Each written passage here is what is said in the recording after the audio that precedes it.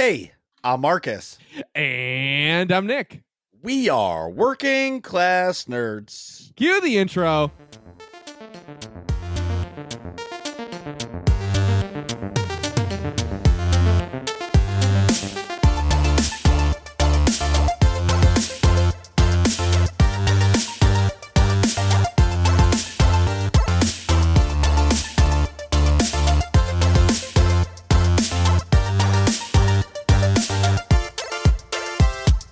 That's right, we are Working Class Nerds, the podcast that gives you no information about your favorite information.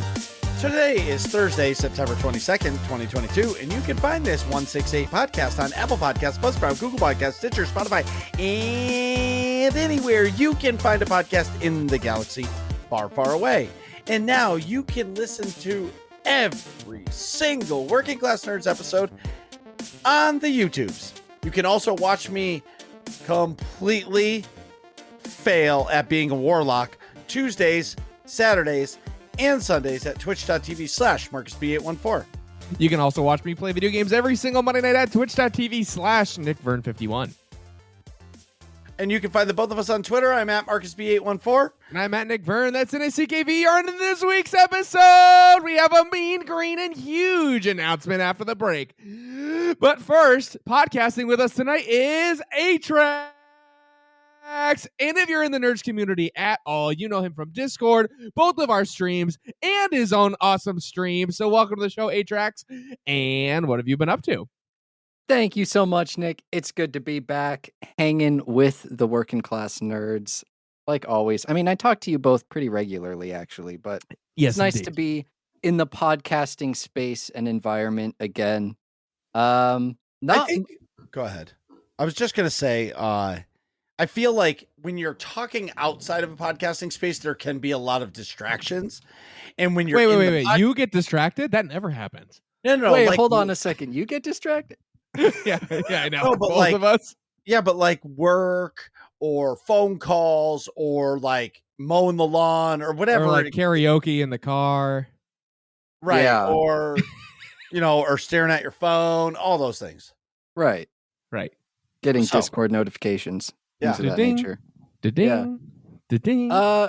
So yeah, in the gaming world anyways, been doing some fun stuff, at least from my perspective. So continuing with the WoW grind. Now my the guild that I'm in, shout out to the Kitchen Table Warriors. We're doing a Mythic Plus dungeon push. We're all trying to get like the season rating.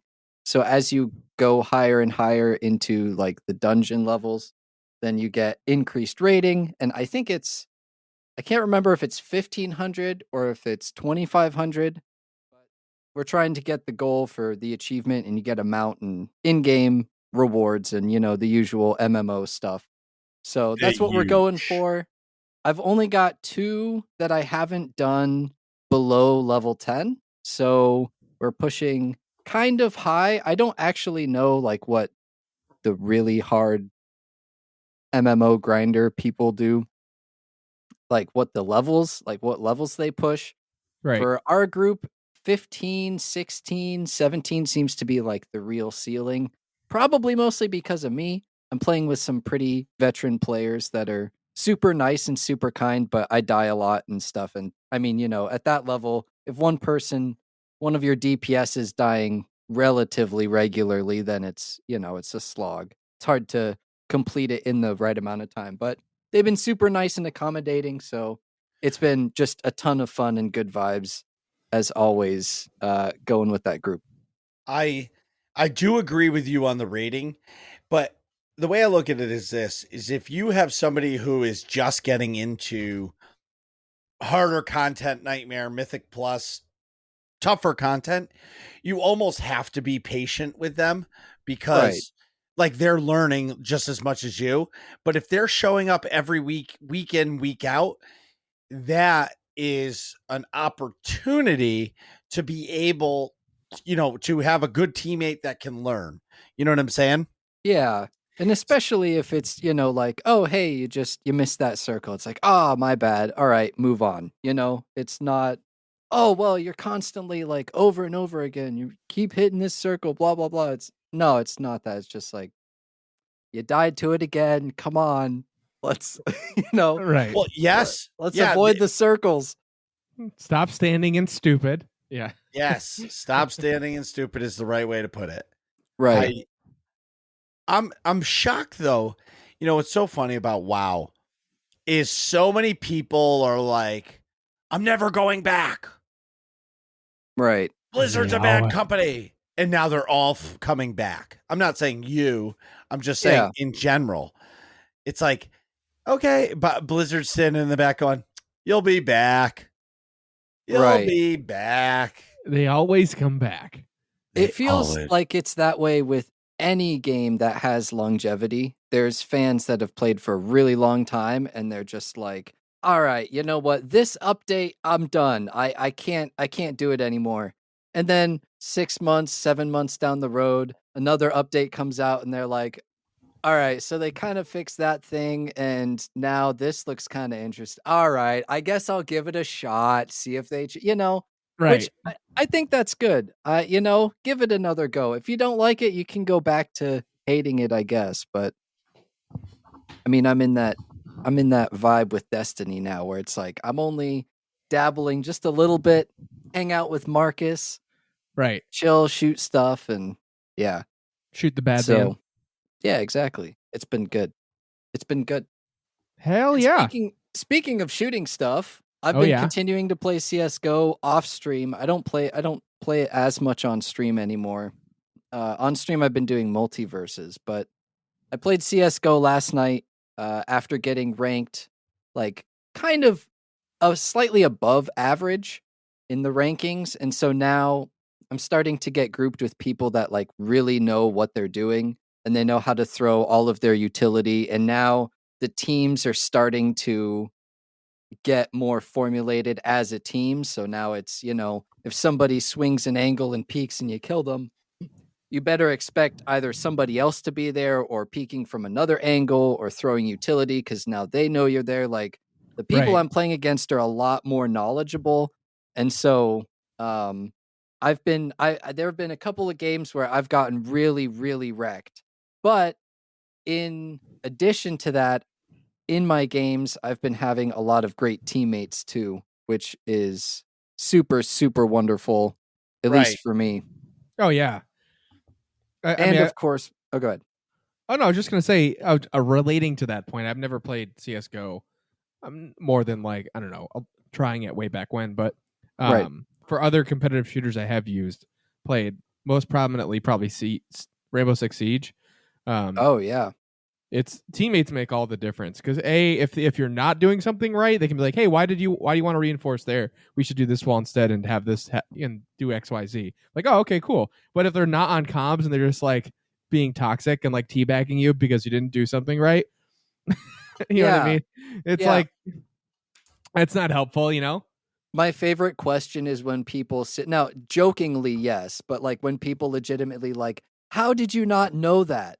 It's like, well, I don't know. Like, I haven't gotten shot from that angle yet, or like the last time I did, it was like 6 months ago and now they're using it again. Right. Cause I've only played against low level players like me where all we do is just like throw a flashbang and come swinging around the corner and hopefully I out aim you, like now I have to think about throwing a smoke grenade and all of this stuff. Before you cross the street, if you know somebody's there or whatever. Yeah. Yeah. Exactly. That's interesting. So it's been a unique adventure climbing into some of the kind of higher tiers of CS:GO. That's cool. I watched a Devin Nash video today talking about esports, and it was like 50 minutes long about explaining how esports works and all of that. And I was actually blown away. And like the trajectory that they're on is not sustainable. And he was saying that even if a team wins a tournament every month, that doesn't even pay the salary of one of their players. Right. Yeah, it's mostly like sponsorships and content and all that other stuff, right? Right. Yeah. So I feel like esports might like go the way that paintball did, where they had like tons of sponsorships and stuff, like in the early 2000s, and then the like recession happened. Remember, like before we started playing, Marcus, there would be like Balls energy drink Yes. and like Rockstar energy drinks, like sponsor the Yes. bunkers. They had a Yeah. tournament at Mohegan Sun, or maybe Foxwoods, one of the casinos in Connecticut. It was like the Smarts Parts indoor tournament one, and I don't know, I didn't go, but it was like pre 2007 or something. It was everywhere, and it was like on TV, it was like on ESPN and stuff. And I do remember that. And then like the recession happened, and like all the big companies like went away, and now it's back in a more like balanced state where like paintball companies sponsor it and stuff. But it's not like I understand that. I can Like understand. anything else. I could probably. I mean, granted, esports are way more popular than paintball. I was just using that as like a example of maybe like it'll balance out a little bit over time. Well, and the advantage that esports has is that you can get tech companies involved. That's true. They have a lot more money. Right. Like if you get Intel to sponsor a tournament, then everybody's interested because like, oh, Intel sponsored the tournament. You get you get gear, but then also Intel is a big company where they'll benefit from, oh, well, now I want to be an esports player. I'm going to buy a good computer, which I need, like this stuff. Yeah. I don't know. My favorite pro team uses Intel. I'm going to get Intel. Right, Intel exactly. chip or whatever, yeah. Or NVIDIA or all that stuff. Logitech, things of that nature. Whoa, Right. Can we just wait? Sidebar Yeah. of another sidebar. The 4090 has been announced. I know. The Ooh. 4,000 line of graphics cards has been announced. Nice.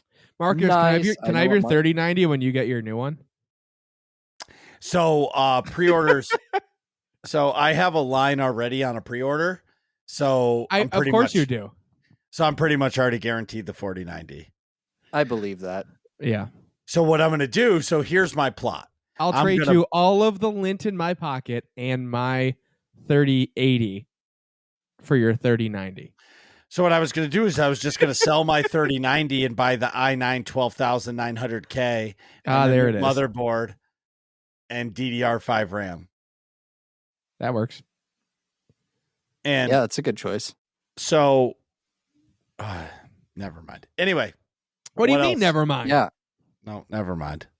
You can't just never mind. Okay, at Chuck E. Cheese, they have a DDR dance thing, and I tried doing it, and I really, I want, the next time I go, because Ryan's birthday party might be there, my son, and if it is, I'm going to have somebody take a video of me doing it. Oh, please do. I love those. That's like one of my favorite games ever. Yeah, I was going to say, Atrax, you used to play a lot of DDR, right? It's one of the few games where I will legit kind of brag a little bit and be like, yeah, no, I'm good. I can play. There was when I was at my peak. Now I haven't played in a while. I know I could get back to it, but at the time when I was playing, there was only let's see, the scale was up to 16, 17. Okay. In terms of difficulty, and I was playing 14s pretty regularly. So Damn. I was almost there to where I could play pretty much every song on the machine. And pass it. So I love those. I love those dance. For me, games. my game like that was Guitar Hero. I could play. Oh yeah. Way back when, I could play every song except for Through the Fire and Flames on Expert.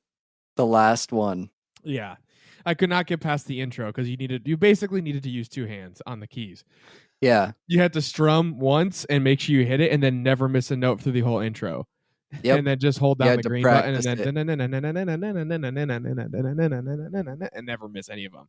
And I could not do that. So then I would try to strum through it and I would always fail because you missed too many notes. It's so fast. Yeah, it is. Man, it is tough. But speaking of things that are fast, great segue. This is one of my more recent interests and addictions, I guess, is I've gotten into the world of GT racing. Okay. Which is Turismo? No, so that's the game. I don't think that might be what it stands for. I don't actually know. Okay. The website and schedule and everything that I follow is just Fanatec's GT World Series, or World Challenge, excuse me. And it's there's 6 teams. So you've got like Audi, McLaren, Lamborghini, Ferrari. Oh, I forget what the other 2 are. BMW, Mercedes, I think. Anyway, so there's 6, and they're like really nice cars, and they're driving through. It's not like oval racing. They have Right. a bunch of different courses. So they do, the most recent one was at Valencia, and the one, actually, it starts tomorrow. This weekend is over down in Florida at the Sebring International Raceway. So I'll be kind of watching that. But it's just been super interesting to watch, like, cars flying around a course. And one thing I've realized is they get into a lot more crashes than I would think. Like, at least one time a race, there's a crash. It's usually towards the beginning. But at least one time a race, there's a crash that takes out a car. Wow. And it's, I mean, they're not, it looks a lot worse than it is because these cars are super nice and it's just like carbon fiber stuff. And then they have a nice, real sturdy roll cage and stuff in the center of the car, kind of around them. But yeah, it's pretty, it's been pretty exciting. And that's gotten me into the Grid Legends game, which just released on Game Pass. So go check that game out too. That's a lot of fun. It's just straight up another racing game. That's sweet. So is a quick question. Sorry, Marks. Is GT racing like kind of like Grand Prix, but a different like league? I think so. I actually don't know a whole lot about racing in general, like what all the different divisions are and whatnot. Yeah. I know that there's like GT3 racing, Mm-hmm. and then there's the GT World Challenge, and there's a whole bunch of different classes and things like that. I don't really know. I'm pretty sure that it's different from like Grand Prix and stuff like that. So, Joey Feta is pulling his hair out listening to this right now because he's a giant Probably. like racing fan. Yeah. They're getting it all wrong. They're noobs. They're noobs. These noobs. Yeah. Get me on here. I'll set this straight. Yeah.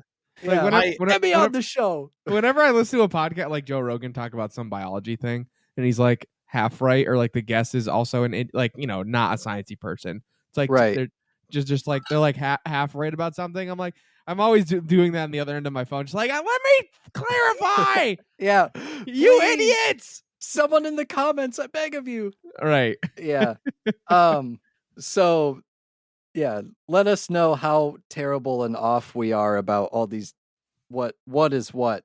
Right. But it's just, I've found it really interesting because especially those, like, there are certain broadcasters that they're talking like the entire 1 hour, 2 hour, 3 hour race about the race and all these different people. And I don't know all the terminology, but it's pretty interesting to me how they cast it in a way that is like beginner friendly. Like I can sit there and watch and enjoy a race, or even if I'm doing something on my other screen, I'm just listening for like 20 minutes and then, oh, I hear him. He's, oh, there's a big crash. Whatnot. And then I stop and I replay it and oh my goodness, you know, and then watch it for a little bit.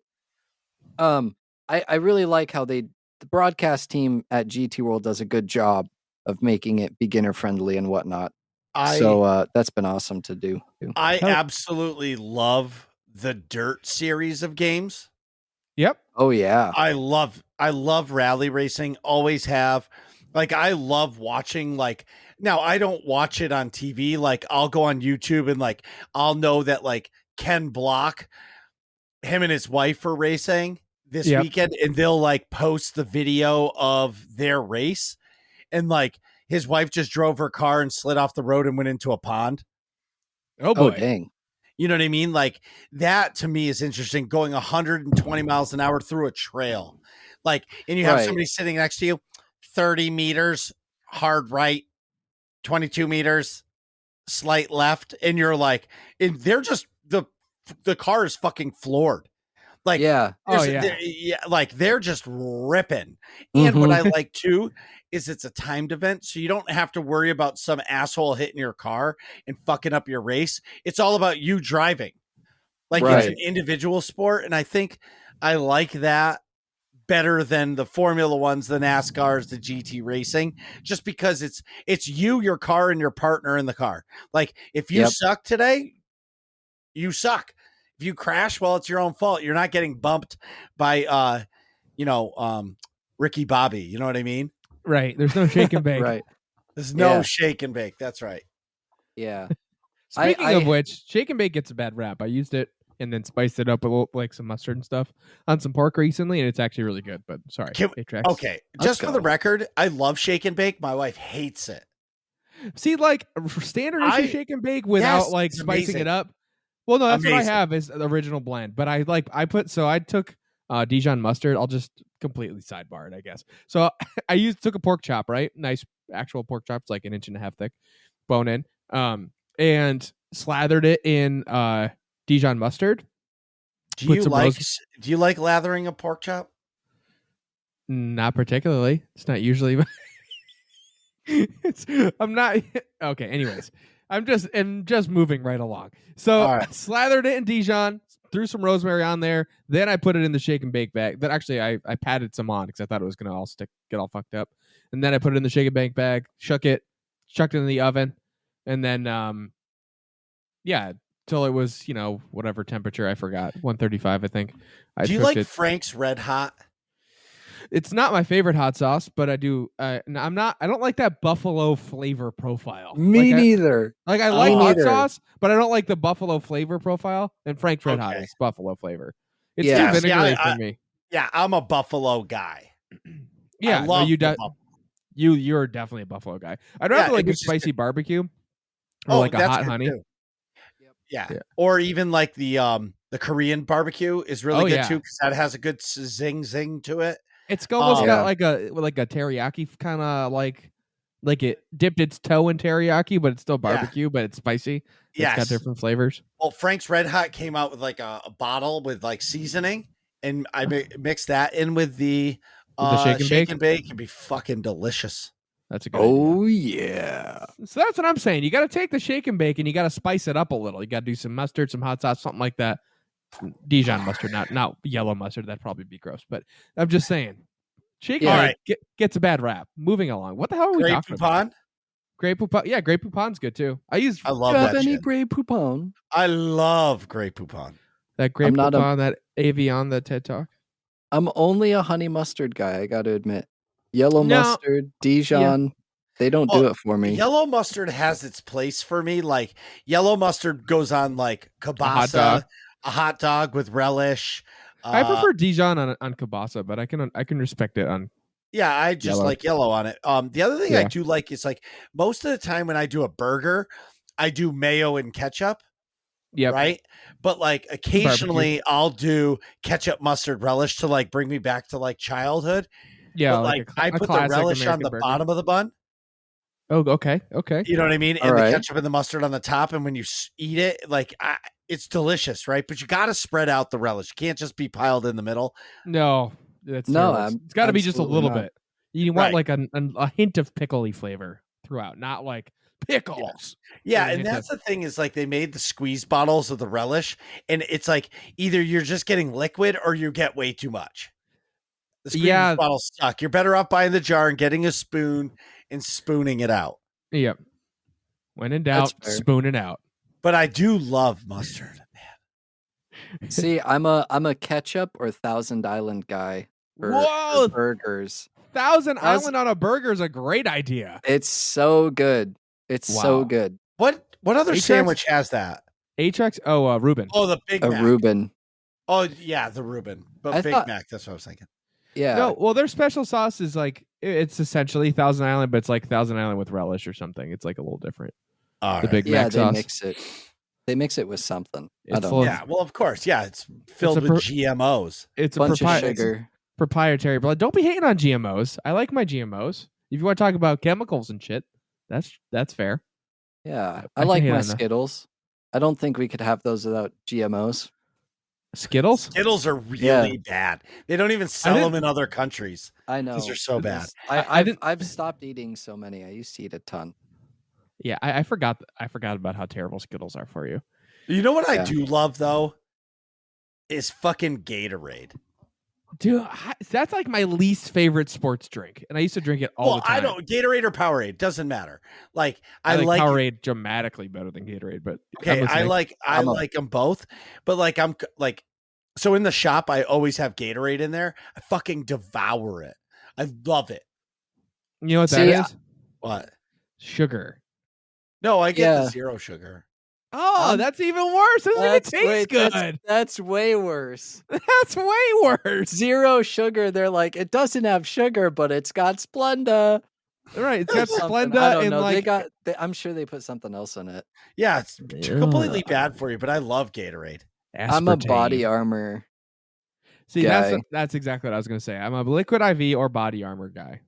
Liquid IV if I'm legitimate. Liquid IV is amazing. It's the shit. If you're legitimately dehydrated, Liquid IV is the way to go. Or if you're like if you're gonna be like busy, like when I go to the beach, like before we leave for the beach, I'll pound a Liquid IV and I feel fantastic. Yeah, so a Liquid IV. May I go on a scientific rant for a second?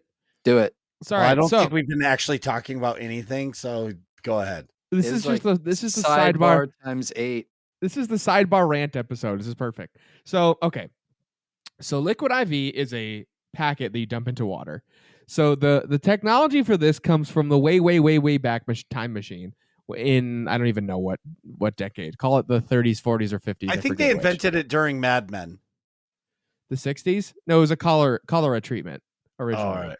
So whenever cholera was a problem, people are just getting crazy diarrhea, right? So how your GI system works is you got your stomach, you swallow something, it goes down your esophagus into your stomach, goes through your small intestine first, where your liver chucks some enzymes at it and it breaks stuff down, and then it gets to your large intestine, where basically that's where the water absorption happens, and it's just poop at that point. You take the extra water off and it comes out. Right. So what cholera does is it tricks your body into not absorbing any of the water, and it just like actually takes extra water and puts it into the intestine, so you just have crazy diarrhea and get wicked dehydrated, and that's how the virus works. So what they were trying to do to combat cholera is like, fuck, we got to get this stuff to absorb before in the stomach before it gets to the large intestine. But how that works is you've got different water intake receptors in your stomach than you do in your large intestine. So they need sugar with a certain electrolyte ratio to unlock the aquaphor, it's called, the water intake thingy. And that's how you absorb water into your stomach. So they made these packets called oral rehydration packets. They only came in orange flavor, and they basically tasted like orange salt water from the beach. Like if you put Tang in ocean water, that's what they tasted like, and it was horrendous. But it worked. That doesn't sound too good. So you absorb. So like you would put it in water, and the water would get absorbed in like 15 minutes because it would get absorbed in your stomach and not your large intestine, because it wouldn't go all the way down. It would just get absorbed right in your stomach. The first stop. So people could actually stay hydrated while they got cholera. Then they clean whatever the stuff happens, and then they get better, but they won't die of dehydration. So fast forward to the 2010s or whatever the hell Liquid IV was created. They took the same technology, where it's like that ratio of sugar in electrolytes, and it made it so that each packet works in that ratio for a 16-ounce bottle, and made it taste good. So basically, Liquid IV makes you get rehydrated in like 15 minutes, because it gets absorbed in your stomach instead of your large intestine. The lemon lime one tastes just like Gatorade. Yeah. Well, that's good. I will say it does when you put it in a water bottle and shake it up. It's like noticeably thicker than something you're used to drinking, but it's good. Huh. And it makes you feel way better. Yeah, but I never put it in a 16-ounce bottle. I just always put it in whatever jug and then just pound it. Well, that works too. It doesn't work as good, but it works like that. But yeah, I think Liquid IV, they also put vitamin C and some B vitamins in there just to spice it up a little bit. Yeah, when you drink a Liquid IV, good. Yeah, like when you drink a Liquid IV, like 20 minutes later, you're more alert, you're awake, you feel better. Like you feel like your body just works better. Yeah, you're like, wow, I really don't drink enough water. Right. Interesting. Yeah. I'll highly recommend. Go. Yeah, Liquid IV.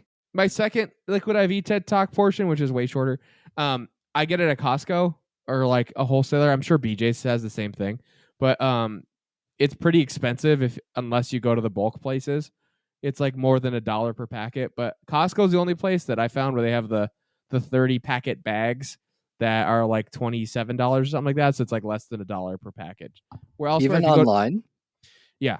Even Wow. online, it's usually if it's like a 16 packet thing, it's like $20 or something. Wow. Oh, I mean, yeah, the wholesale places, they get it cheaper anyways. So because they buy in bulk and all that. But the only downside is at Costco, you can only get the 30 packet bags, and they usually only have one flavor because it's like, here's the Costco deal flavor. Right. Yeah. You get one flavor, but a lot of it. Congratulations. A lot of it in cheaper than normal. But, right. Well, that's what Costco's all about, right? Getting a ton of stuff for as cheap as possible. Right. So anywho, that's my rant. So that was a great sidebar. I love it. Hope all the viewers did too. All the listeners out there. And something else that good. No, I was gonna say and just add on it, all the listeners in the interwebs in the galaxy far, far away. Something else that what though?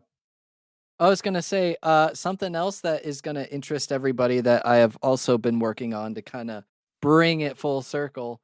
Go watch Marcus YouTube videos, all of them. We got some great shorts out there. He's doing some cat dancing. Marlock has finally been born. It's here for the entire season. We got a death compilation, all sorts of great stuff that I have been working on and trolling Marcus with. Rip that guy. Yeah, rip that guy indeed. He's got the exasperated. I don't really like this 2 versus 1 thing. I'm just calling this fucking bullshit out right now. This is not cool, okay? Like, I am not. What do you mean? This is every week. No matter what the guest is, they all make fun of you. And then I know. That's why. And it's like now on video too. No, it's really out there. Oh yeah, it's documented. So that's been good. I don't particularly care. I don't either. So Marcus, how's it going and what have you been up to this week? I'm throwing you a curveball and you're going first. Speaking of your YouTube. Speaking of your YouTube. Yeah. I didn't even try for a segue. So I've been trying to get more content on the YouTube. I have been trying to do the TikTok game, but I will say this. Yep. Like, even though you have aspirations to put out a lot of content on TikTok or YouTube, it is fucking hard. It's a lot. Yeah, but like, even like, okay, hey everybody, I'm holding my phone in my hand. You guys can't see this, but like, hey everybody, going live in 10 minutes. Like, but then you have to do that. Then you have to pick a song to go with it. Then you have to put a caption on it and then post it. It's like 15, 20 minutes. And you're like, oh, I can do that every day. But the reality is it's like, that's a fucking lot harder than you think when you're busy. Yeah.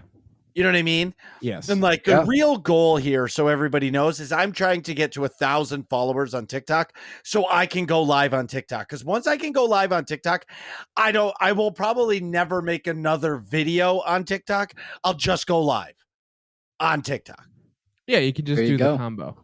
Right. Yeah. You know what I mean? So like, I'm just trying. So if you're on TikTok, and I don't self-promote myself often about this, but please go follow me on TikTok. You know my name, Marcus B814. So this past Tuesday, Clan Night was bumping, and we had a bunch of people come. It was fucking awesome. I am trying to figure out, so there has been some new people that started playing Destiny, and I'm trying to figure out how to get them to feel more comfortable, because when you go into PvP, so like Clan Night is pretty much like getting your weekly chores done, right? Yeah. Yep. Yeah. And when you're a new player, you're fucking lost. And I'm not saying you're lost like you don't know what you're doing. It's I feel like people might feel like they are like not good enough to do PvP or whatever it is that we're doing. And I feel bad. You know what I mean? Yeah. And it's not super clear what to do either. Well, not at all. Like doing a strike, and like, I'm just playing the strike like I normally do. Yeah. But like new players are still trying to learn how to play the game. So like all of a sudden, like I'm at the next area where the next boss is, and they're like, we don't know where to go. And then you have to turn around and you feel like an asshole for not waiting for them, but you don't even you don't even realize it because you're just moving forward. Yeah, and you don't realize that Yep. you didn't make the jump that you did. Right. So Yep. And I'm they're trying to stuck. think of a way to like, and maybe it's one night a month or something where like I take one of my other stream nights and I'm like, if you're a new light, come play with me. You know what I mean? And I'll do a couple little things with you and let me help you, you know, just get acclimated. If you have questions, let me help. Or even if it's off stream, because I feel like Destiny is a very hard game to get into. Like once you finish, like the story is pretty clear. Like, hey, go here, do this. Okay, go do this. Go do this. But as soon as that story is over, you sit in front of the screen and like, what do I do now? Yep. Yeah. Yeah. That's And there's exactly- like how, a million quest markers saying, "Hey, come get this one. Come get this one. Come get this one." Yeah, but you don't know out of those quest markers, like which one is your story that is going to drive you forward in the story. You don't know. Yep. And for me, that is the hardest part. And I think that there's been other people that have played the game that I have not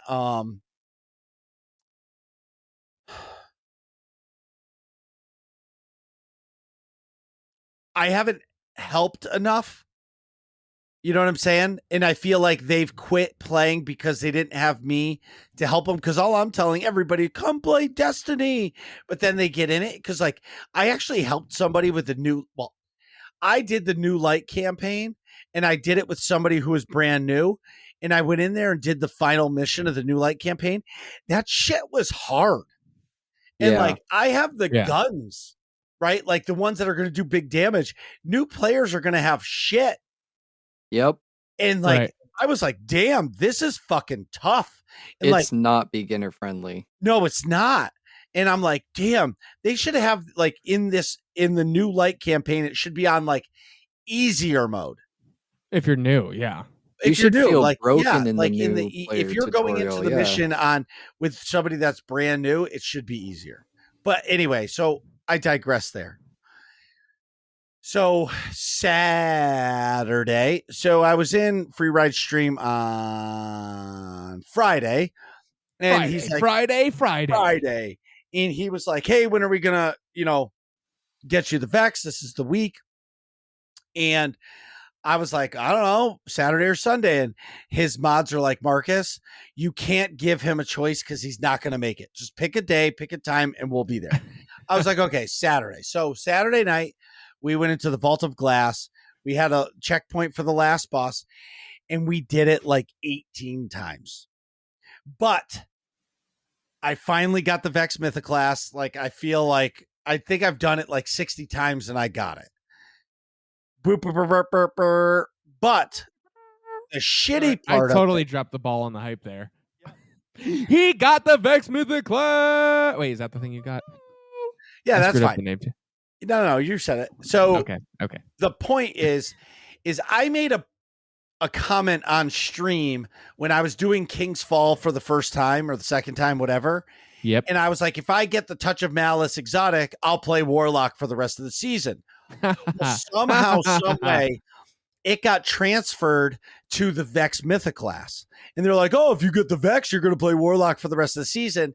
And I was like, yeah, whatever. Not realizing that I was like saying, yeah, whatever. Like, oh, fuck, I'm going to have to play Warlock for the rest of the season. Oh, yeah. So Sunday was my first night playing the Warlock.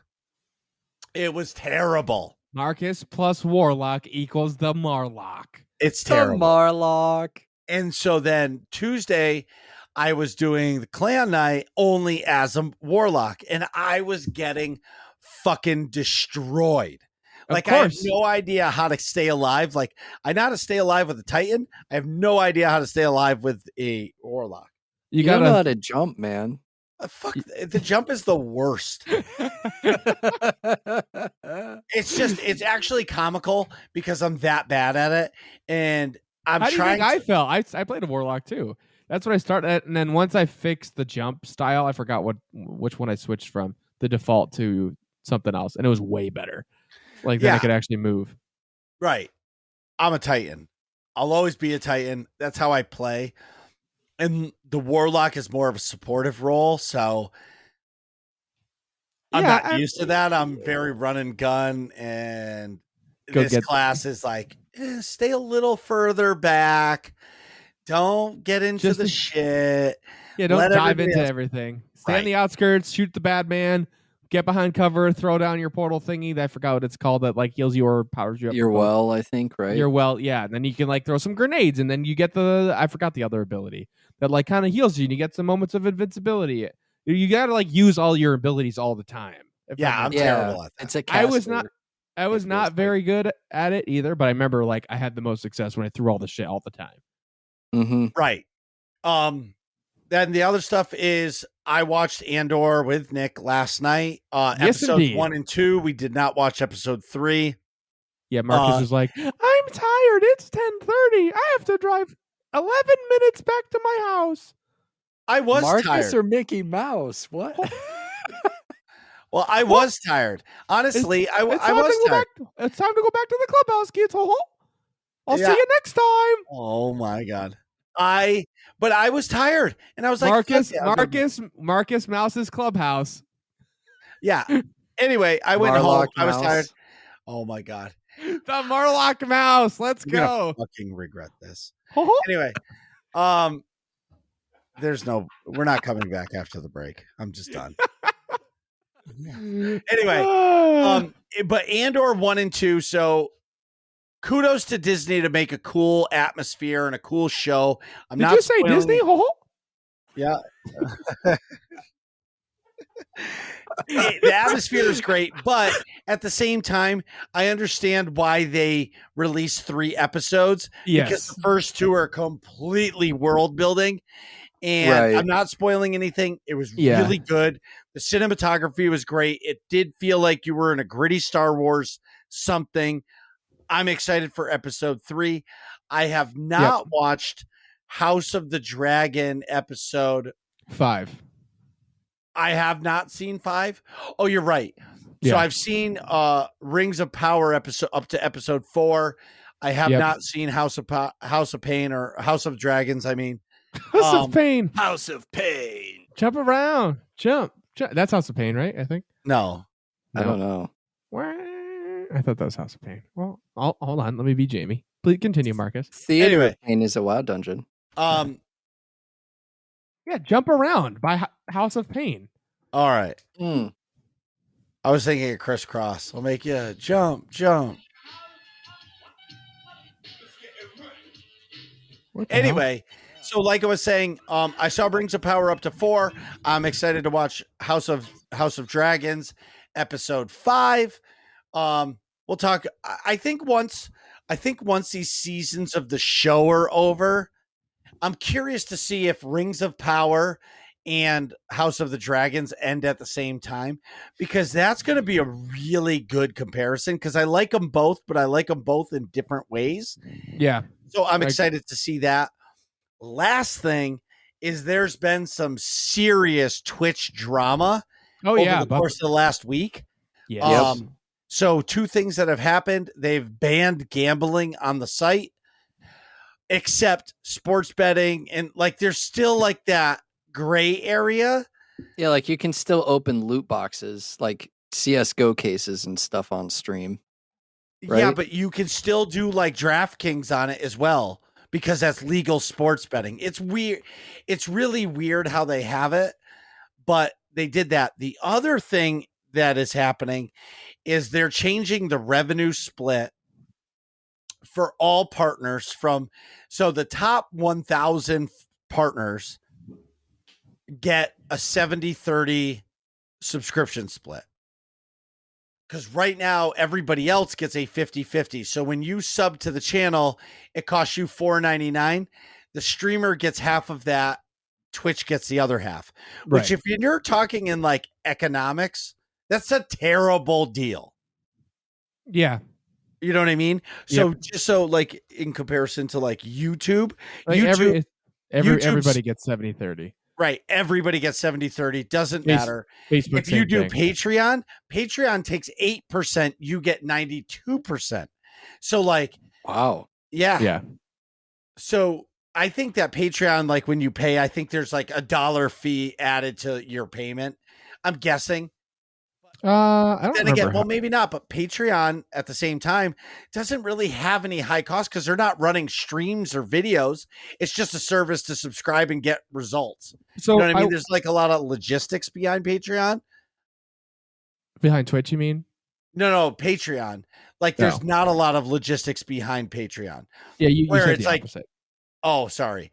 Where like it costs a lot to run Twitch, but here's the thing.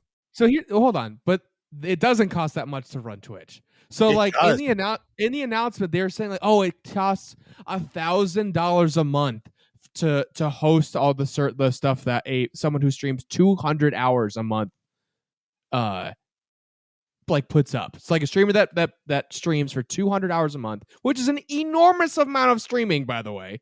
For 200 hours a month, that's 100 hours a week of streaming, or sorry, 50 hours a week of streaming. It's a full-time job. So imagine a bit. So they have to pay $1,000 just to set that up. Now imagine some other business where you only had to pay one of your employees $1,000 a month and they would work 200 hours a month. But some of these streamers, That's nothing. Yeah, but some of these streamers don't make any money. Right. I'd say a majority of streamers don't. Yeah, because there's 9 money. million streamers or something like that. So you what? know what I mean? Like how I don't know what the percentage is of who gets. Twitch is owned by Amazon. They get zero of my sympathy. Wait. Well, They- but they that's can even afford it. more so. That's even more so though than that Amazon will just straight up be like, "All right, Twitch isn't making money later." We're shut it off. Right. So then everybody goes to a different platform that treats them better.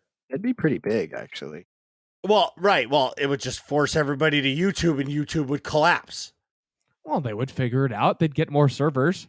Well, yeah, of course. All I'm trying to say to you is, so the top percentages of people are going to be losing some serious revenue because you're talking about 30%. So, you know, if you have 10,000 subscribers every month, you know, Yeah. you're basically only going to be getting paid for 7,000 of them. Right. Right. You know what I mean? So like, Mhm. and granted, like those top creators, those guys are making $100,000 a month or more. You know what I mean? Or a year, I should say. So these guys, I mean, at the end of the day, it's. I understand the business. I understand the business model of what Amazon is doing, but at the same time, it's got to hurt the big content creators. So now they're like big content creators are talking about moving to YouTube. It hurts the big content creators and all of the like not giant people too that are in the 50-50 area because all the other streaming platforms do 70-30 for folks. Well, hear me out though, Nick. If you're a affiliate, yeah, you know what I mean, and the top 3 streamers in your category, the top 3 Witcher 3 streamers leave Twitch because their revenue split is changing. Yeah. That might be Nick Vern 51's opportunity to go up the ladder and maybe get noticed by some other people who may not feel comfortable going to YouTube because Twitch already has a culture and people are already there. I understand. I'm just saying this announcement is not good for multiple sort of demographics of streamers. On 100%. Yeah. It's an indication that the platform isn't doing great. Yeah, And or at least it's not being managed properly, I would say. I don't Right. know. The other thing is, but then think about all this. Think about myself, brand new streamer out of the block. Yeah, I have 1 viewer for 30 streams. Yeah, you know what I mean. And you're trying to get noticed. You're trying to do it. How much is that costing Twitch just to run your stream? You know what I mean? Yeah. So I don't know what the right call is here. I mean, do I feel bad for the big streamers who are losing? Well, I feel bad because, you know, Twitch is kind of boning them, but at the same time, it's Is 30% really going to hurt? I don't know. You know what I mean? Yeah. I can't answer that one. I I feel just like think it's a big Twitch drama thing because people are reading between the lines. Is Twitch failing? Is it sinking? Are they going? I don't think they're pulling the plug, but I think they're making changes to try to generate more revenue for the website. right. And Well, this Devin Nash video I watched was explaining how YouTube and TikTok and Instagram and Facebook have targeted ads. So like they see Nick Vern's 51 stream, sees always wearing Hawaiian shirts. There might be a Hawaiian shirt company that says he's my target audience. Whether Right. you have 5 viewers or 5,000 viewers, he's doing it because he's wearing a Hawaiian shirt.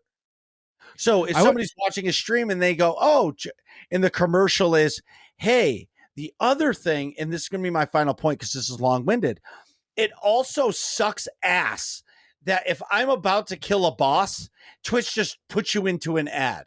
If you're I not hate that so much. Like I'm in the climax, I'm about to bust because we're about to finish a boss fight, and then you're stuck in a 3 and minute. then it cuts to your face only. Right. Oh. Or to an ad, and you're like, I know.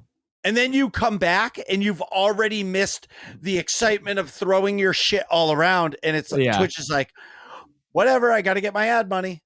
Yeah. You have no idea how many CSGO matches it's been the final round or like the second to last round, super critical, and something is about to happen and I get hit with a Twitch ad. And I'm like, well, I'm not going to subscribe to the B stream of the main channel that I already subscribed to. Like, it's frustrating. That's what I'm saying. Yeah. So I'm closely watching it. I mean, I'm not going to stop streaming on Twitch now. If the YouTube thing is, I'm going to be really interested to watch because it took them a while, but now thinking about it more, YouTube, it's 4,000. In order to get monetized on YouTube, you need 4,000 watch hours in a year and 1,000 subscribers. That's a lot of watch time. That's a lot. Yep. Yeah. Right. You need to be producing video after video after video after video to try to get people to catch on. Mm-hmm. I'm sure that if you get noticed by the algorithm, people are going to find you. Right. And I'm guessing that could happen easier than not.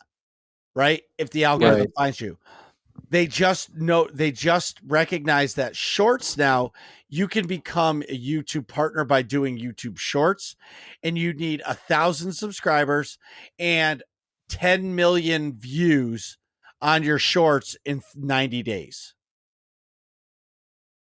And That's they'll a lot of views. Well, but Nick, how many dancer videos have millions of views? So if you're producing content that the algorithm notices and people want, it's possible for you to get 10 million views in 3 months. Right. You know what I mean? And that's going to generate people to create a lot of shorts and make it like a TikTok. People, I guarantee right now, are pumping out shorts, short after short after short, just to try to get noticed by the algorithm. Yeah, that's true. Yep. Speaking of shorts, if you want to see Marcus do a cat dance, go check out his YouTube short. Don't forget hashtag push for pink. Push for pink. It's the Marcus is gonna put the Mario costume back on and grow out that mustache, but he's gonna dye it pink. I'm not gonna shave my mustache now until Halloween. All right. Yeah, well, I got to be Mario. So the other thing, sidebar, before I ask you, Nick, anything. Okay. Is so the Mario costume has padding in the gut. I'm gonna cut it out because I'm already fat as fuck, boy. So yeah, you don't need any extra padding. I don't need any extra padding. You know what I mean? Yeah, I should get a Luigi costume. Well, we said that like 3 fucking weeks ago. I know. Well, I got to go on the Amazon or something. Suck less Nick. And tell me, what have you been up to? So I clicked off the show notes and I forgot what I was going to say. So I got a new Hawaiian shirt that I'm wearing right now. My parents went to Savannah, Georgia for like a business trip thing, vacation. And it is a black base shirt with navy blue and white flowers and palm trees, and then like yellow and red like cars and buses. I don't know what the hell the deal with that is, but It must it's be a also Georgia thing. I have no idea, but it's a weird cut. It's like way bigger and it's short sleeve, but the sleeves are way longer than my other ones, and like the short sleeves almost go past my elbow. So it's like it almost looks like a kimono or one of those like funky bathrobes. I like it though. I think the color looks good. It's fresh, and I think Stream's gonna like it because it's new. It's Oh, it's yeah. like this is definitely like a dad Hawaiian shirt vibe instead of like a Yep. party guy Hawaiian shirt vibe that I kind of have for some other ones. But this is You'll definitely fill like into it. Instead, well, hey, at least they thought of you. At least they thought of you because they could have brought you home a stupid fucking magnet, and instead they brought you home a sweet ass Hawaiian shirt that you're Very gonna true. wear. Oh, It's yeah, not and like you're not gonna wear it. Oh, 100%. Yeah, of course. I'm wearing it right now. I'm wearing it right now. They also got me a bottle of hot honey with some crazy like Jamaican peppers in it. Ooh. That's good too. I got to try that on like pizza or That something. sounds great.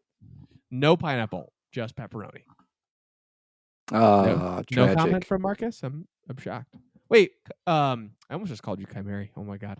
All right, Oh, he definitely loves pineapple on pizza. he definitely does. Definitely 100%.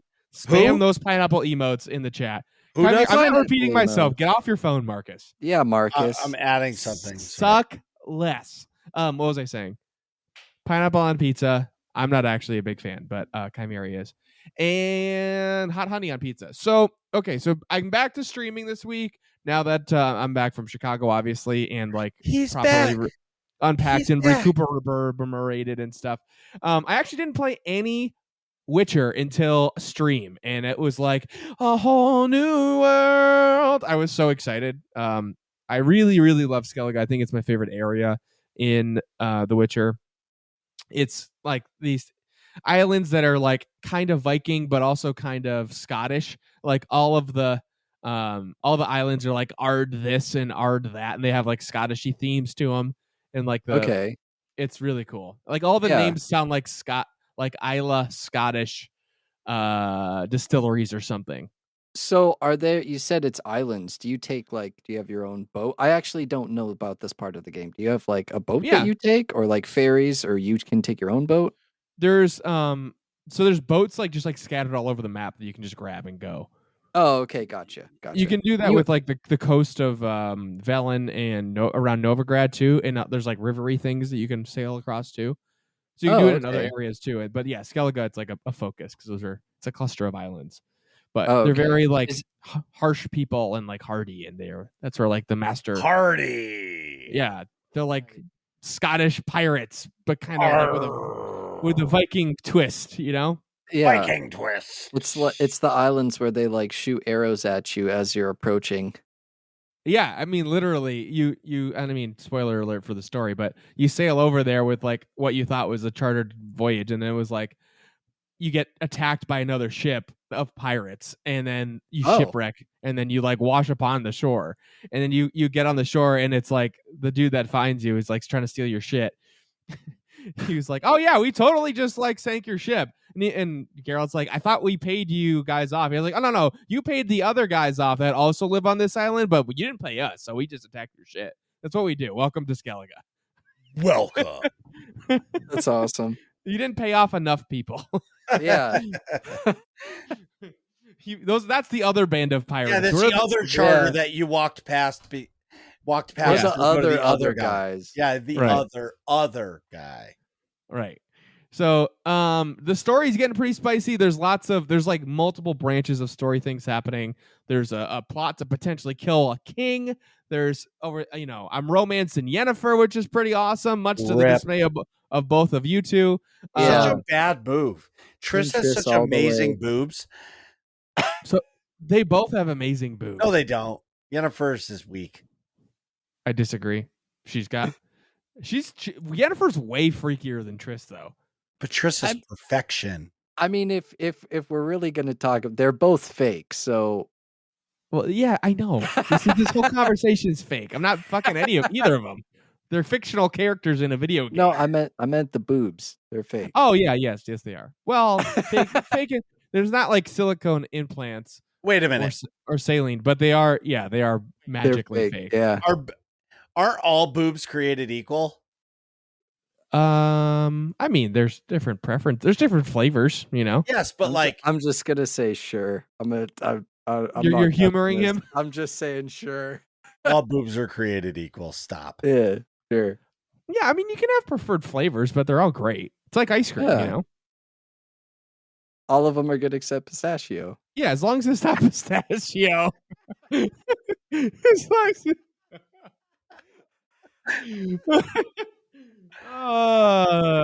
yeah. Anyways, I don't know what kind of boobs would be the pistachio ice cream of boobs. It's a great question for another time. But anyways, the story in The Witcher 3. Meanwhile, back at the ranch. This weekend I've got some cool stuff happening. I'm not playing paintball. Shocking, I know. I'm going to this really cool thing for the Patriots this weekend. So my dad got invited to the Vince Wilfork Patriots Hall of Fame induction ceremony, which is on Saturday. That's at Gillette Stadium. Saturday. Because my dad, way back when, got involved with Vince Wilfork. We're huge fans. We're big Patriots fans, particularly of Vince, because my dad and I both played line, offensive line in high school and defensive line, and he is probably my favorite defensive lineman ever. But my dad ended up fostering a relationship between Vince Wilfork and where my dad works.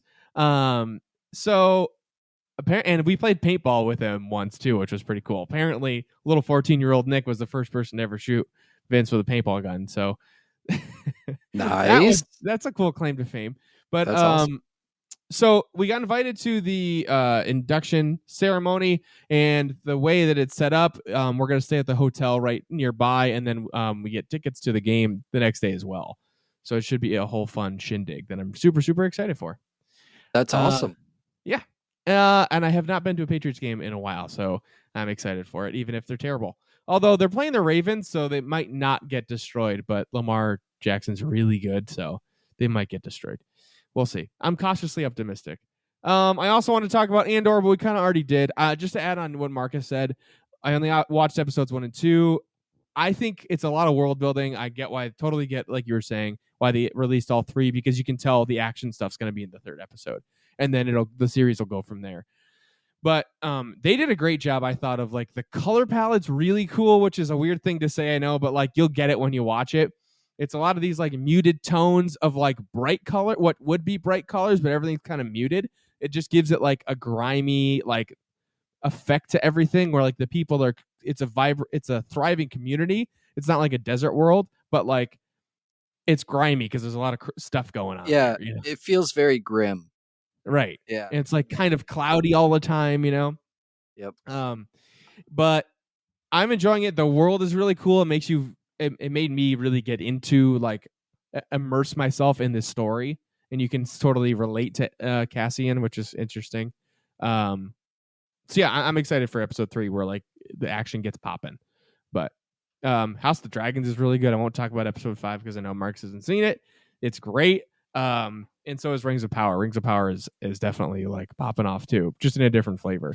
Too many shows. Like, where the fuck are all these shows in the summer when you don't have anything to watch? That's what I'm saying. Like, can we spread out the content? Like, can we stagger this, please? Oh, and there's also Go ahead. I was going to say She-Hulk is out too, and I haven't watched the new episode yet, but it's not. You're shaking your head. It's not as okay when you watch it next to Andor, House of the Dragon, or Rings of Power. It's terrible. But like in terms of regular shows, if those weren't out at the same time, I think it's pretty good. I think it's a good 6.5 out of 10 with some 7 moments. You know what I mean? I'm gonna watch solid show.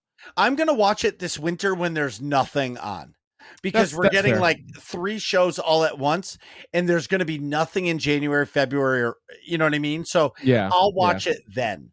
You know what I mean? Right. I'll go back and watch Miss Marvel then too, because I never got into that. Right. But I want to see for the movie. But. Right. I'm just so over the Marvel stuff right now. So I'm taking a break. I did watch the Loki trailer from the For D23. Yeah, and for it season did 2. looked intriguing. I didn't get excited for it. Yeah. But it did look intriguing because this first season was so good, and how they ended season 1 was fucking awesome. And it's going to be hard for me to understand how they like come back from that. Well, You know what I mean? Yeah, I think it's season 2 happens after Quantumania, so like you'll see some stuff with Kang, Right. and then and then But the the other lead into thing Loki season 2. But what I'm saying is I'm trying to understand how it's going to tie into the Doctor Strange stuff as well. So that's in the back of my head too, going into Loki season 2. So there's a lot of shit going on, and I'm just trying to wrap my head about where it goes. Just for the record, there's not a lot of time to do it, but I would love to do like a watch party once. Not like every week, because I could never commit to that because I'm too busy. Yeah. But like I would love to do like once a month in the Discord, like put a vote up. Or a maybe new quarterly. hope. Like, well, no, once a month I would think would be fine. But like pick an awesome show or movie to watch. You know what I mean? Like Top Gun Maverick. That would be a cool one to watch in Discord with a bunch of people. Yeah, I don't think you can stream it in Discord though. A lot of stuff. Remember we tried that with HBO. Oh yeah, that's true. It failed. Well, I think if you buy it, I bet you could. I don't know. I mean, we buy a subscription to HBO Max, and it didn't work. No, but I'm saying if you actually buy it, like you buy the movie on Amazon, you own it and you can play it anywhere. Like there's no reason why you just can't play it from Amazon and stream it. I don't know how that works. I mean, Discord watch parties are pretty common. I'm sure that there's a way around it. I know that there's some like browser extensions, because I've had the black box problem happen a couple times too when I was watching Rick and Morty with my buddy. And we found a way to fix it, but I can't remember how. Yeah, you got to jump through some I'm hoops. sure you can do that. Yeah, Nick and I found that out. You got to jump through some hoops. There was a YouTube video, but it was like 7 minutes long, and it was at like, not all intro. It was like actually like, go here, do this, get this extension, this, that, the other thing, click this setting off, but turn this setting on, then attach 3 pieces of tinfoil to your router, but not 2 or 4, just 3. Right.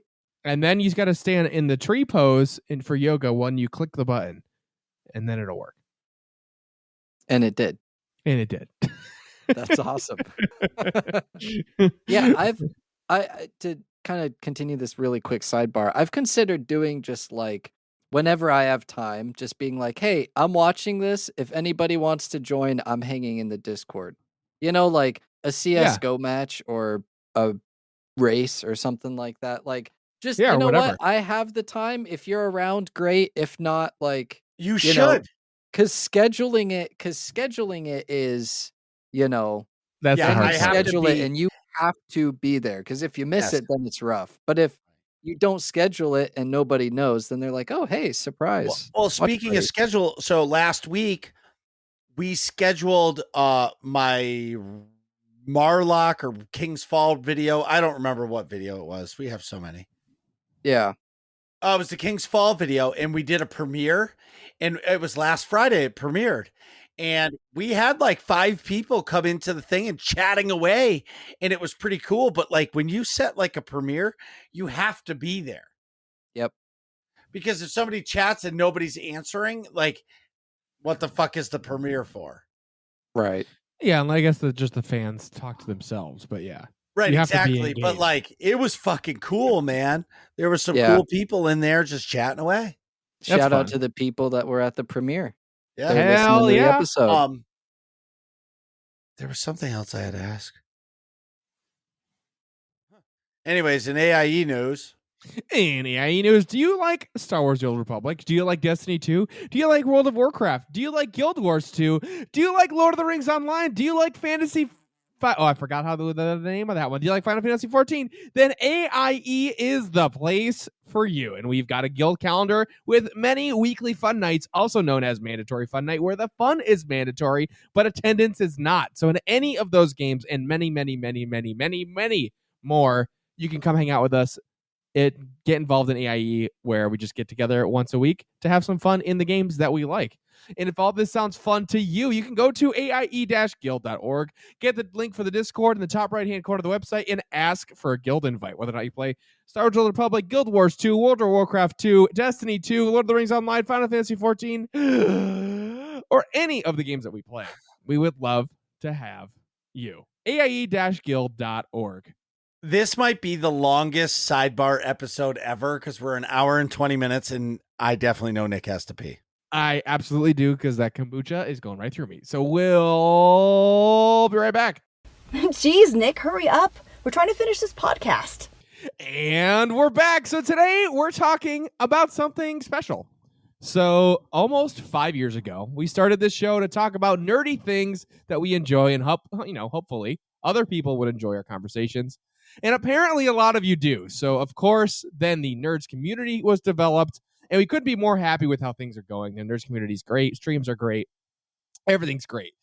Occasionally, though, it is good to spice things up a little bit. It's good to, go try that new mustard on the hot dog or try that new flavor of ice cream, as long as it's not pistachio. But seriously, it's time for Working Class Nerds to spice things up a little bit. And both Marcus and I are super excited that we are announcing the new third host of Working Class Nerds. It's Atrax. Welcome to the show, Atrax. So obviously, Atrax has been a huge part of the Nerds community for a very long time now. He's a mod in the Discord and in Marcus's stream, and I think in my stream. If not, I'll go change that. But he's been our unofficial fill-in host if one of us can't make an episode for a long time now anyways. So it makes perfect sense, and it's perfectly organic that Atrax just joins the show as a regular feature. So welcome to the show, Atrax. Thank you so much. I'm really excited to be here. I always love coming on the show. It's ever since I was a kid, I always thought could I do like a talk show or something? Because I've always enjoyed listening to other talk shows. So I'm super excited to bring a new dynamic here. I just want to know, when did I get to vote on this? Because I had no idea this was happening. Yeah, surprise, Marcus. Oh, wow. Surprise. Yeah. Wow. Okay, new third host. Let's just back this up. That is completely not true. Of course it is. Marcus is like working on this and then was like, hey, by the way, what do you think? I was like, this sounds perfect. Well, honestly, I was going to say it's nice because it spices up the base show. And then it also gives us like content creation coverage in case our schedules mismatch a little bit. Like I've been missing some episodes for paintball fairly regularly. And I know, Marcus, it's nice for you to get a break once in a while too if you've got stuff going on, trying to go on vacation or whatever. So this gives us like content creation coverage where we've still got all the fast with my rocket boots. Exactly. No, but I'm sorry, I hit the wrong button. But what I was going to say is it's only, so as Nick was saying, we've been doing this for a while, and it'll be 5 years in December. Right. And Atrax has been around since the beginning, but at the same time, it's when somebody's on the show a lot and filling in, it helps a lot, and it brings a different perspective to the show because Nick is the talent, I'm the idiot, and Atrax is going to be like the smart guy. The nerd. The nerd, mega nerd. Right? And it's just going to round us off. And at the same time, it may not be every episode that he's on or I'm on or something, but I'm just going to say, it will be nice for me. And I'm completely being selfish when I say this. Like, if I miss an episode because I want to go out to dinner, that's going to be okay because I'm not feeling like I'm letting down the show. And I'm not saying I'm just going to start not showing up, but I believe every show or every stream as a content creator, everything needs to evolve. And there's nobody better than Atrax to come on because he knows me. He knows Nick. He knows the community. And the other side of that is now that's going to bring another creator into the Discord as well, that people can enjoy getting those wonderful pings that he's going live or he's doing something fun, or what he alluded to earlier about like going to watch the CSGO stuff at 10 o'clock in the morning. And it's just going to be an impromptu watch party. And it's just going to further the growth of the Nerds community because it's just awesome. I'm super thrilled for it as well. And I'm excited for all of it, except the 2 versus 1 against Marcus. I'm not looking forward to that. Don't worry, I'll try and even it out. We'll find something for Nick. We'll figure something out. What I'm scared is the 2v1 over because it's East versus West now too. That's true, and also it's been 2 versus 1 on the Yennefer versus Triss romance thing this whole time. So yeah, right. The triangle points shift, continuously depending on the subject matter. Yeah, it's all about the day. Right. It's not always just go attack Marcus. Yeah. But just for the big special announcement episode it is. Right. And as it should be. Right. It's all about the bass. Yeah. It's all about the bass. I forgot all about that song. And at the same time, it's just good. It's good evolution. I'm excited for it. It's going to be fun. Like, we're going to be able to mix some things up, create some new stuff, and it's just going to like bring some new perspective. That's really what I'm looking for, is because, like, honestly, when Nick and I are talking to each other, I already kind of know what Nick's answers are going to be. Yeah. And so now getting that extra perspective from Atrax, which I might not know his perspective and Nick might not know. And it's going to be really intriguing when he completely disagrees with us and this amazing conversation happens, or 15 minutes of mustard talk. Yeah. Earlier this episode, that was funny. During the break, we're talking about, oh yeah, this is going to be a long episode, lots of sidebars. Maybe and I think Atrax, you said something to the effect of like, yeah, when I'm on regularly, I won't have as much to talk about. Yeah. Me and Marcus were both like, yeah, no, that's not how it works. Like, look at tonight. We just talked about mustard for 15 minutes. Right. Yeah, and I think even that was like a completely unrelated sidebar of a sidebar. 100%, and it happens all the time. Good times. Yeah, but that's what it's all about. Exactly, and I'm super excited to also, like Marcus mentioned, to bring some extra stuff on the content side, because I've been working with, Marcus for his shorts and YouTube videos and stuff like that, and to join, he mentioned about the Discord. I've wanted to consolidate my Discord into something else for a really long time, because currently I feel like I just don't have the time to like participate and divert my full attention to it. As much as it should. I can go into others and like, I look and read what's going on in the Nerds community, even though I don't say much. I'm still relatively active in terms of what's going on. I love shout out to all of the people posting amazing database jokes and things of that nature. So yes. I'm excited to be able to now have a spot here in the Discord.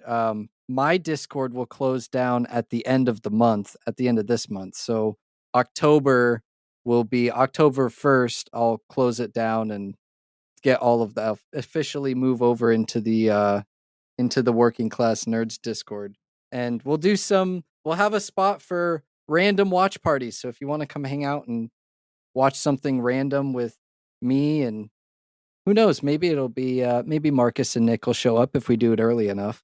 I was gonna say that's a good idea, because there's I'll give paintball as an example. More normally, I guess I'm playing the events that you normally watch like on a stream, so I'll be in wherever it is anyways. But for other stuff like UFC or something, like if I'm watching it, and I'm solo, I might as well go watch it at my computer, check it in the Discord, and boom, we got a watch party. Yeah, exactly. It brings everybody together, Mm-hmm. Or if I'm watching like an anime or something or whatever. We're growing, and I just think it's good. It's good. It's good for the community. It's good to grow. It's scary at the same time, because we're adding another voice and we're adding complications, because they're going to disagree with me even more than Nick does. So it's all good. And I'm over here sweating my balls off because I'm nervous, but that's okay. I know. Well, change is always like scary, no matter what it is. If you change your Yeah. underwear, it's scary because what if they Yeah. don't? What if they're not as comfy and there's less stains on that new pair, so it's not as nice. Yeah. And that was Sometimes a you really gotta gross wear them in a example. little bit. That was not a good example. I thought that was going to be a lot funnier, and I just like totally went down the dirt path. But change. My point being, change is scary. No matter Yes. what you do, but Right. I think it's good. This is going to be great. I'm excited, and yeah, I don't know. I don't know what else to say. I'm Well, excited. Yeah. Yeah. And I'm excited for the new guest that we're going to get that's going to be intriguing to Atrax that I might not think of asking to come on the show or Nick asking to come on the show. And yeah. it's going to be a new set of people who may not have ever been on our radar that are now on the radar because Atrax is like, I'd really like to talk to So and so. Yeah, Right. so-and-so. Yeah. Galorp Gorp from the Lufnar dimension. All right. I don't know. So So if you haven't been on the show, you want to get on, sweet talk me now. Right. You have a third person to schmooze. Yeah. If it's not working with Marcus or Nick, now you can come over here. Fuck. God damn it. Well, I'm also a third person to say no. So there you go. That is true. There's two sides to the coin. See, I never say no. I don't think I've ever said That's no. true. I don't think I've ever said no. I just think that it has to fit the motif of the show. Right. Right. You can't have somebody that doesn't fit the vibe. Right. Exactly. It's a very conversational vibe. Yes. Mm-hmm. Which is really nice. So Atrax, why don't you take us into our next section? All right. Yeah. My first section as an official host. It is the working class questions. Woohoo! Questions gathered from the community. That's right. All of you in our Discord. And if you haven't, and you have some questions that you want to ask us, why don't you go ahead and join the Discord if you haven't already and throw those questions in there. We can ask Nick and Marcus and myself and also our guests if we have any. So yes. This first one is from me, and I heard it on another podcast, and it was a good question, and I wanted to ask you guys this. What is your favorite topping on a pizza? I love it. So that's kind of hard. One topping, one singular topping. Yes. Is cheese considered a topping? No. Cheese is like not okay. That's like standard. That's just you okay. order pizza, cheese is coming on it. Right. Cheese is coming on it. Of the pizza, yeah. Well, so what is your favorite topping on a pizza? Are you going first? I can go first because I already have the answer. I have mine in my head, but I will say, well, I can go first, I guess, if you guys don't want to. My answer is pepperoni. And I will say though, I almost never order pizza with just one topping on it. But if I got to boil it down to just one thing, I really do like a meat. Usually I like a pepperoni and a sausage, or like a pepperoni hamburger, and then I get veggies too. Yeah, you love sausage. I'm all about the sausage. But the right. I'm sure. But that's the thought process. And I also like pepperoni because it adds a little bit of spiciness to it. And I definitely like spicy stuff. But pepperoni's if I got to boil it down and just pick one, it would be pepperoni. So I do agree with Nick. It's really hard to get a one topping pizza. But if I order a one topping pizza, 100% of the time, it is always bacon. And it's a weird thing because I don't ever get bacon on any other pizza I get. But if I'm doing a straight up one topping pizza, it is always bacon. I'm going to have to try that. It sounds good, but I never would have thought. Because like you, I never order a one topping pizza. Mine is always pepperoni, pineapple, jalapeno. But you know what? I don't usually like pineapple on pizza, but with the jalapeno, you might have sold me. Right. The sweet and spicy and it's awesome. And then you get the savory spice. I'm with you, Nick. It would be pepperoni for me. Real quick. I'm with you. That's a great question though. Good call, Marcus. Yeah, I literally heard it on another podcast, and I was sitting in the shop sanding these shelves. Like I literally sanded for 3 fucking hours. Yeah. Brrr. And I'm listening to this podcast, and they're like, question. He's like, I got a question for you.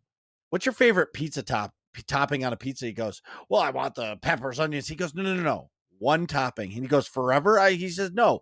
But if you had to order one topping on a pizza, what would be on it? He goes, I don't even know. There's so many good ones. And like my favorite pizza is definitely pineapple, and believe it or not, pineapple, pepperoni, and sausage is fucking amazing. Amazing.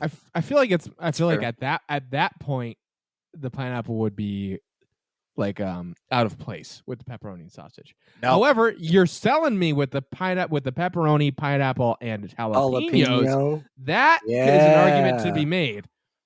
I will respect that, because then you get the spicy citrus like combo with the jalapeno and pineapple, and then you've got like some savory spicy flavors happening with the pepperoni, and that could probably pair well together so where it actually ties in properly. And you've got like the soft bread and cheese and the sauce. Yeah. Mm-hmm. Jesus Christ, I want a fucking pizza now. I know, same. I think you sold me. I think you sold me on the pineapple pizza, but I will stand by that it has to be with the pepperoni and the jalapenos. Otherwise, it's not going to work right. Right. It's very niche window. So sidebar to like a little bit into like my world of crazy. Okay. So when I got COVID and I was starting to get sick. Yeah. And like I didn't know what was wrong with me, and I was sick, and I was like, man, I don't feel good. And I'm sleeping on the couch anyways, and I could still taste and everything. And I'm like, man, what if it's COVID? What if I die? Like, my immediate thing was like, it was like 9:30 at night. I was like, I need to eat. So what I ordered was a Domino's deep dish with bacon and Domino's cheesy bread. It got delivered at like 11 o'clock at night, and I ate the whole fucking thing. I didn't sleep great that night because my stomach was just like, fuck you. It was just digesting. I mean? Yes, exactly. But like everybody always says, oh, like, what would your last meal be? And I'm thinking to myself, I don't know, but I think my brain told me it would be a deep dish with bacon with fucking cheesy bread. At that moment, you knew. Yes. Yeah. My last meal, I have no idea. Well, like if I was legit like scared. I get what you're saying. Yeah. Because I'm like, man, I'm really fucking sick.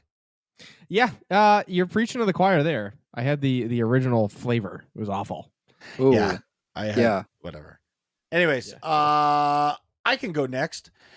New community member Ace asks, welcome to the Nerds Community, Ace. You are awesome. Jesus Christ, Nick, you failed. I was waiting. That's your line. That's your. Yeah, that was a layup for you. Oh, so I failed. It's a layup. You're supposed to slam dunk that thing. Damn it. Let's do it over. It's a team, okay? It's a team. It's a team. There's no I in team, okay? All right. Keep your eye on the ball, but there's no I in team.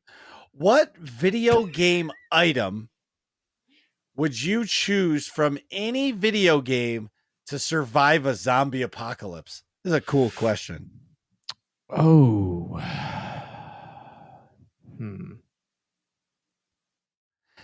Oh, this is tough for me because it's like, is it a usable? So like if I take a usable item, would I then forever be imbued with that, or would I just only have it for that duration?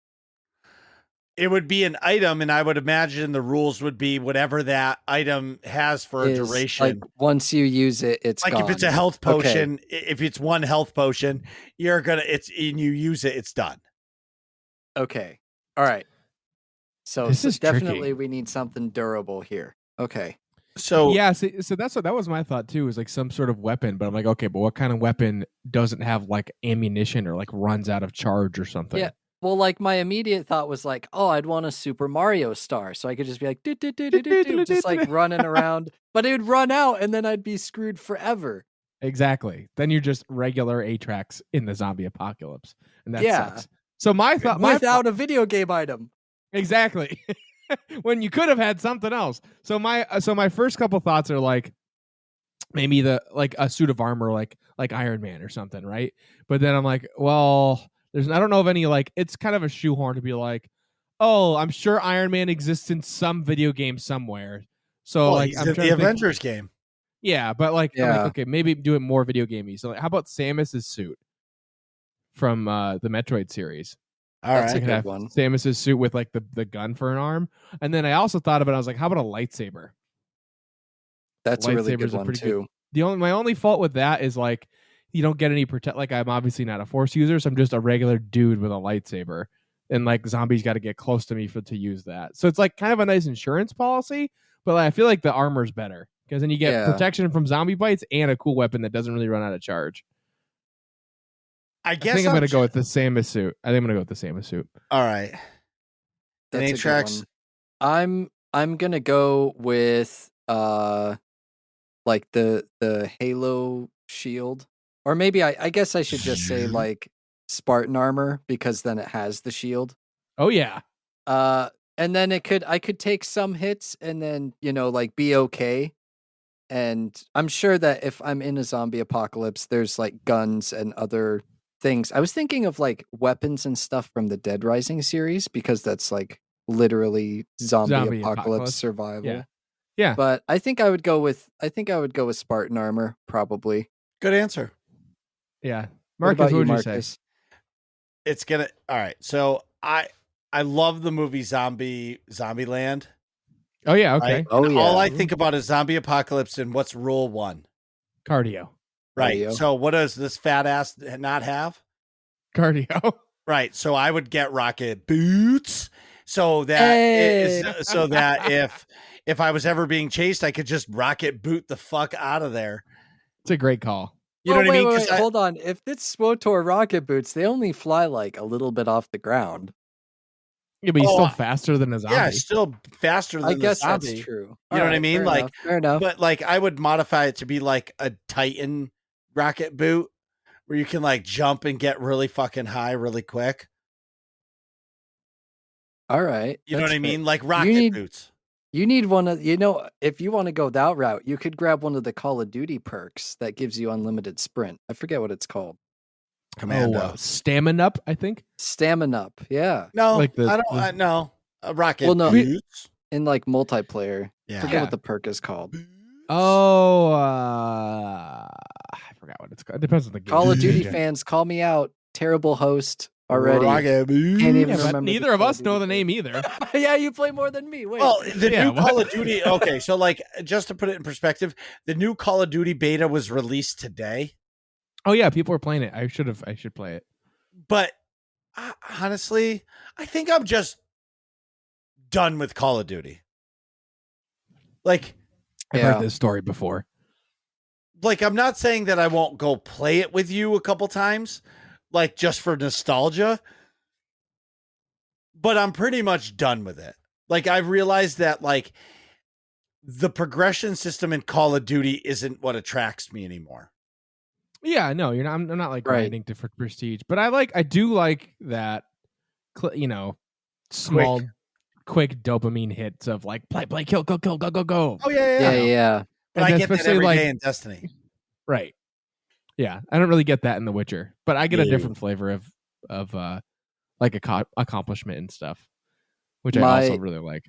Yeah, my Call of Duty thing now is I just won't pay for it.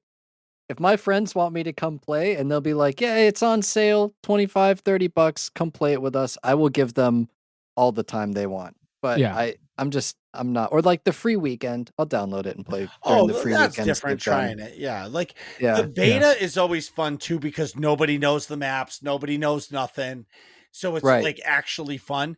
But after about a week of that game being released, it's like if you're not playing it, Well, it's not like that anymore, actually, why?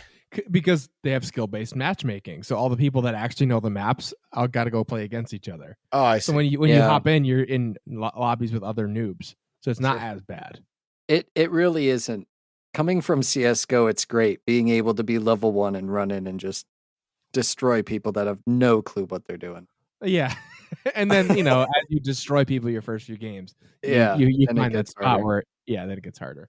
You find the sweet spot and you have a game where you go, 2-37 and people are Yep. swearing at you. Why do you suck so bad? Yeah. And then the next Stop lobby you get cheating. put in, you go 37-2. Mhm. And people Up think and you're down. hacking. Right. Nick, what do you Sweet. think? You're the next question. Oh, yeah. So this next question is from Quinn, and it asks, what's the most interesting planet in the solar system that is not Earth? So just in our solar system? Yeah. Yep. In the Milky Way that isn't Earth. I got one. Go ahead. I don't want to go Yeah. first all the time. Though. Oh, yeah, I'll- you asked the question. I'll I'll go go first. first. All right, go Go- ahead, Atrax. I was gonna say, for me, it's gonna be Jupiter because Okay. it's just like all gases, and That is I- cool. maybe it's because I haven't studied much about the solar system, so like a lot of the planets are unknown. Saturn's cool because it's got rings and whatnot, but for me, it's like Jupiter's just a bunch of gases, from what I understand. That, and Yeah. then in like way down and towards the center of it, it's just like even more condensed. I don't know. Like it just seems really weird. I think it would be. I just find it really fascinating that there's just a planet that's all gas. There's just like no solid matter there. Right. Or maybe I there mean, is. I don't know. You can't tell. You're right. Yeah. I would assume like that if there's something that has enough gravity to keep all the gas contained, that it must be solid at some point, right? Right. Because eventually the gas gets compressed enough from the gravity that like there's a solid somewhere. Yeah. But Right. maybe even a liquid. Yeah. I had to Google it to make sure. Yes. It's a gas giant, doesn't have a true surface. It's mostly Right. just swirling gases and liquids. So that's like, what? That's crazy. It's just Yeah. a ball of gas. That's Yeah. humongous. Like it's a water world. Yeah. But like not water, just like other like liquid Right. silicone or whatever. Yeah. Like it could all be liquid mercury. Who knows? Like, Yeah. yeah. That's mind boggling to me. Agreed. Marcus, what do you think? Interesting Uranus. Because course. Uranus. I'm just kidding. I had to say it 'cause I'm an idiot. I'm really torn on two. So Titan is my favorite planet in the solar system, which is Saturn's moon, because Okay. it's green and yellow and like it's gas, but there is a surface, and like Yeah. I still don't know why it's all gas because it's just a moon. Like, how does that happen? So that's part A. Part B of that is it's really Mars to me, because Mars at some point was a Had one. thriving planet like Earth. No, And maybe 100%, not like yeah, full of definitely. people, but like it had oceans or water and stuff like that. And something happened to where it turned it into this. Into like all desert, essentially. Right. Yeah. Interesting. I was gonna say mine would be Venus, because it's the second closest, but it's the hottest by a lot. So it's like it's got like I think it's got like crazy acid rain all the time, and or like it's so hot there that like you would just melt on the surface. Like something about its atmosphere makes it like just cook the surface all the time. Right. I forgot like the specifics, but like Mercury's the closest to the sun, but Venus is the hottest by like a lot. It's like way Right. hotter, which is kind of cool to me. That like something makes that thing just a crock pot of a planet. Yeah. That's a really great question, and the more that we talk about this, really there isn't an uninteresting planet in the solar system. They're all like really cool. Agreed. Some of the like further out ones, like I know you're kidding, but Uranus or Neptune are also pretty interesting, because like I can wrap Yeah. my head around Pluto being this little tiny cold rock. Like, okay, that's fine, but those are also gassy, big ass planets. Like Right. Neptune has rings too, and it's Yeah. far as fuck away, but like it's still structured enough to be a whole planet, you know. And it's Yeah. really they're both really big. And it's close enough to like orbit the sun. You know, Right. it's still stuck out there. Right. It's cold, but like gaseous, but like has rings. Saturn, Neptune, Uranus are all really interesting. Yeah. In their Pluto's own not a flavor. planet anymore. Yeah, no, I know. But like, yeah. But you know what I'm Get saying. in the conversation, Pluto. Get out Yeah. of here. Yeah, but Pluto's also like one of the least interesting ones, like, Right. by Yeah. comparison. It's just like a frozen rock. Like I get it, you know. Right. It's a glorified asteroid, Yeah. which they declassified it. So, here we go. So Sophie says, Nick, while paintball sounds very fun, I live in Florida. Okay, they do play a lot of paintball in Florida. I need all the help I can get. I need all the help I can breathe just with the base humidity. Okay, that was an exaggeration, but maybe if I could find an indoor field or something. So I don't think that was quite a question. Maybe like tips and tricks for paintball, I think is what Sobi's looking for. Yeah. So Give some definitely tips and tricks to the folks, Nick. Yeah, so if you're gonna go play paintball, right? If first of all, I would say your first time, just go rent it and try it. Get the rental stuff. You don't dive into any equipment until you go try it. Make sure it's actually fun. You have a great time. Then, if you want to go buy something, the first item you want to purchase for yourself is a nice mask. Go save up some money and buy it. Go to your local paintball store. Go try on a few of them and find the one that you love, because the mask is custom to you, and you got to make sure. I mean, almost all the new ones come with a thermal lens, they call it, where it's two panes of the plexiglass, because that keeps you from fogging up. Sometimes you still fog up with that, but without it, you're doomed to fog up and not see. Doomed. Yes. And most people wear something on their head just to give a little protection, because getting shot in the top of the head sucks. But yes, for Sobi, I would say get a nice mask for yourself. One of my favorites is one of the oldest ones. I mean, I'm sponsored by Carbon. This is not what I was originally going to say. Sponsored by Carbon. So the Carbon Pro mask is dope. That's what I wear for paintball. It's like a ProFlex, but smaller. But what I was going to say is a great mask is a JT ProFlex. It's one of the oldest paintball masks, but it's like old reliable. The top goggle portion looks like ski goggles almost. But when they were making that mask, the legend is that it was one of the original paintball masks, and there wasn't really testing standards for like how to make sure it's impact resistant for a paintball. So the guy who made it just brought it in the back and shot it with a 12 gauge shotgun, and no pellets went through. So it went, well, if it can withstand that, it's good enough for paintballs. Wow. So All right. like, and then to this day, it's a kind of big mask, but the bottom of it is really, there's tons and tons and tons of little holes in it, so you can breathe through it really easily. The structure of the mask keeps it off your face. And the bottom's flexible, so it's really one of the most comfortable masks. And the carbon mask made by Carbon Paintball is very similar in structure. It the foam keeps the lens away from your face nicely. It's nice and comfortable. And then the bottom is also similarly flexible to a ProFlex. It's just a little bit more stylized. But either of those two masks are my favorite.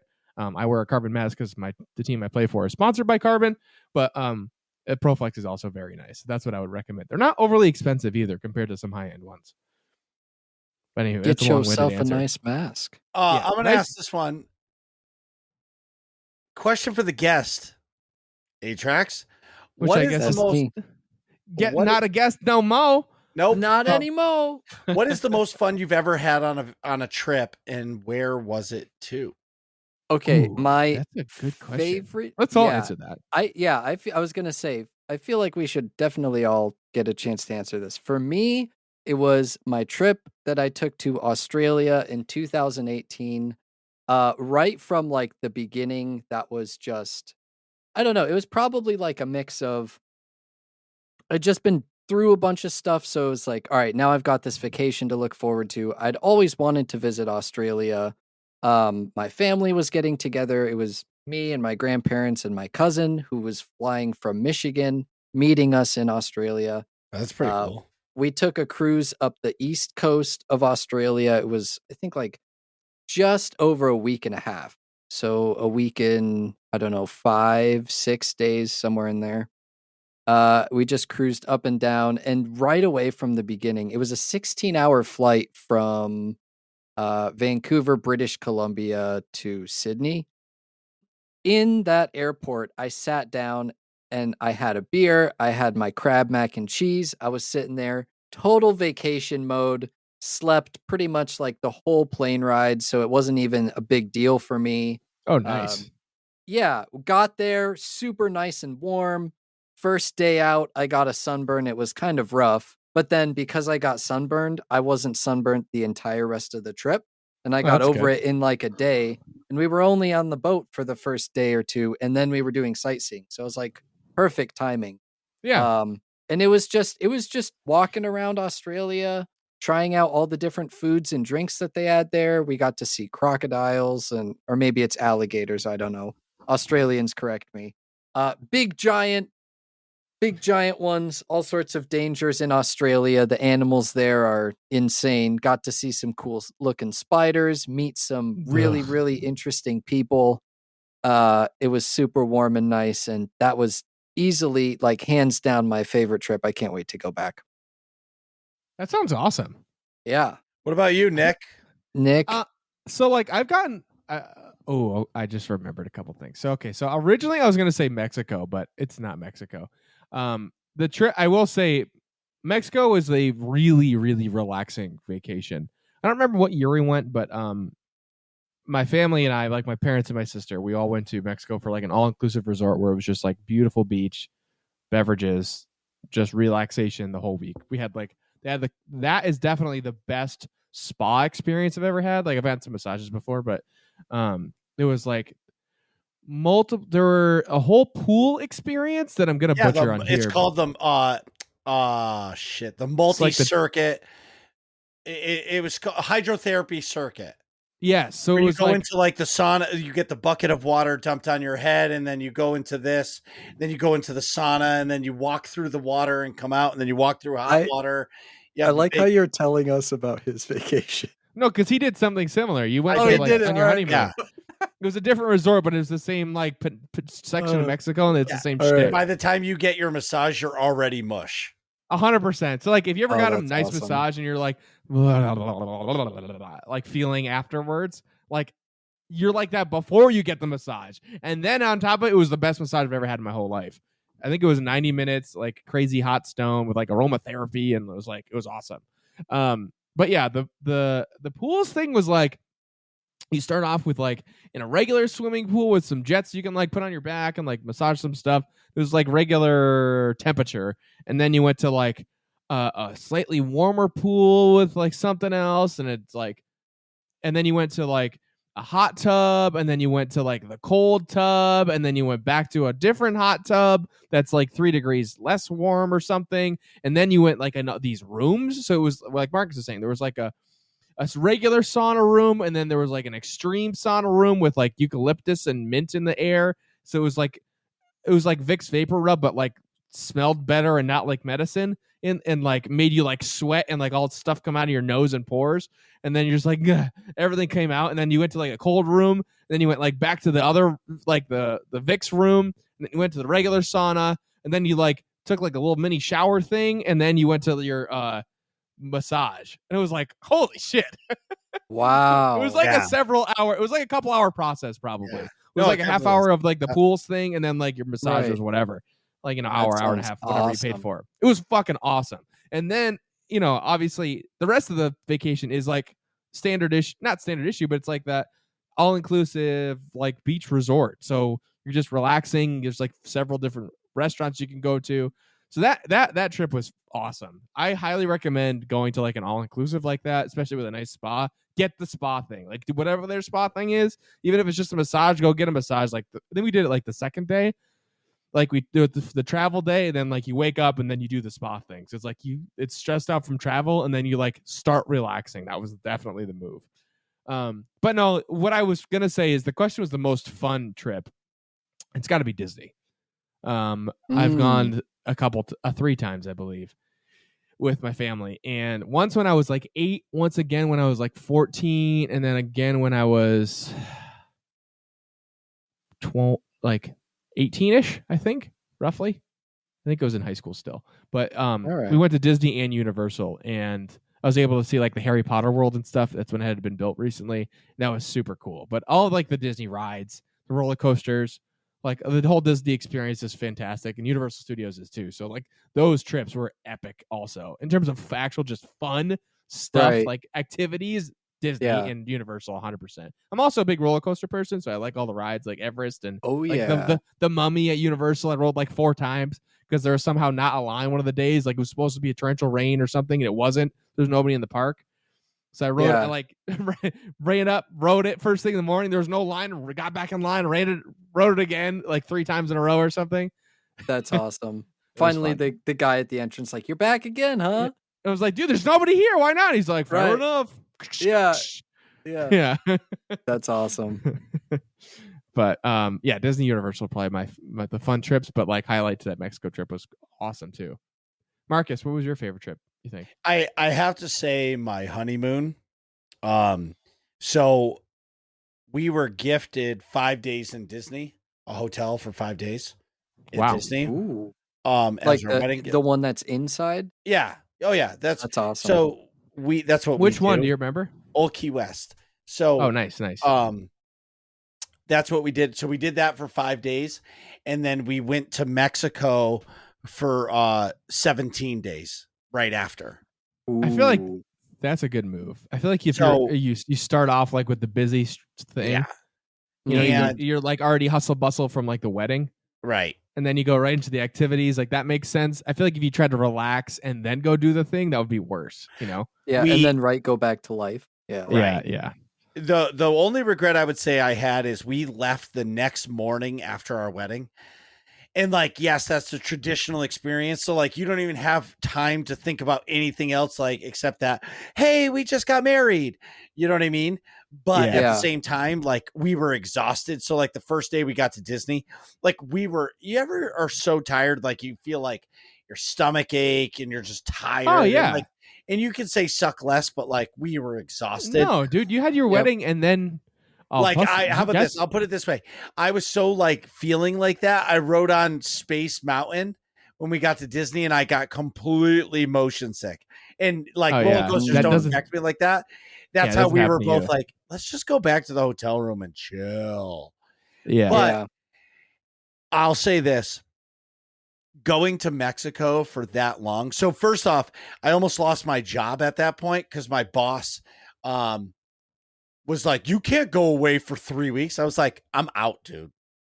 Fire me. Yeah. Just fire me. Right. You get married one time, right?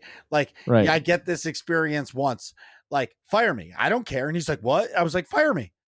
Like, whoever, like, you tell somebody I'm on my honeymoon for 3 weeks and they complain, they don't deserve to be your customer. Right. Yeah. Right? Like, I'm out. So, what I will say is by the time we were done with the vacation, I would say like the last 3 days, we were just ready to come home. Yeah, I was gonna say 17 is a lot. Yeah. Because it was a total of 3 weeks we were gone. Maybe it was 16 or 15. I don't remember, but we were gone 1 day less than 3 weeks. Yeah. And like, 20 that's a 20 long days. 20 days. Yeah. But That's it was a long awesome time. because like, we'll never get to do that again. Yeah. Mm-hmm. So for that, it was fucking amazing. Right. Right. But at the same time, it was so, and honestly, like in Mexico, I was in a cabana every day. And just so everybody knows about me, when I go on vacation, because I am busy all the time, like when I go somewhere with a beach, don't ask me to do anything. Like, I'm not going on a fucking excursion. Do you want to go see the Mayan temples? Fuck no, I don't. I'm going to Right. sit in this cabana with a Mai Tai in my hand from the second our waiter was named Orlando for the week. The second Yeah. Orlando comes out at 10:30 in the morning, there's a Mai Tai on my hand until it's lunchtime. And the only reason why I know what time it is for lunch is they're grilling pineapple slices to put on the burgers. And Oh, you yeah. go get one of those every fucking day. And then at You 3 can smell o'clock, the grilled pineapple. Yeah. yes, exactly. Yep. And then at 3 o'clock, the reason why I know that is because you can hear the party music in the pool, and they're doing like workout class, but it's Oh yeah, like the pool Zumba classes. yeah, the pool Zumba, but it's really just drink as much as you can while doing Zumba. And Yeah. I'm pretty, I would say I've never got like wasted, but like by 3 o'clock, I'm like, oh, I need to like, let's go rest. Every day Yeah, we you go would take walk- a nap. Yeah, so dude, you would walk through the pool, wipe off all the salt, you would get off, dry off, and just walk to your room, pass the fuck out, and then every day at like 5:30, like 5:30, you would get a knock, turn down service. The people from the hotel would come. They would turn down the bed, put the shades on, like, because I don't know, like there's like high posts on the bed and there's like sheets that go around it. So Yeah. like, I don't know why they do that, but whatever. But they like re-clean the condo or your room. Like, it was amazing. But then as soon as I got inside, I would only drink beer. And was like the little ponies, the 7-ounce, and the Yeah. bar was stocked in our room. And I would just be, it was Slamming 'em. honestly, Just it was like so- 37 8-ounce Tecates. right.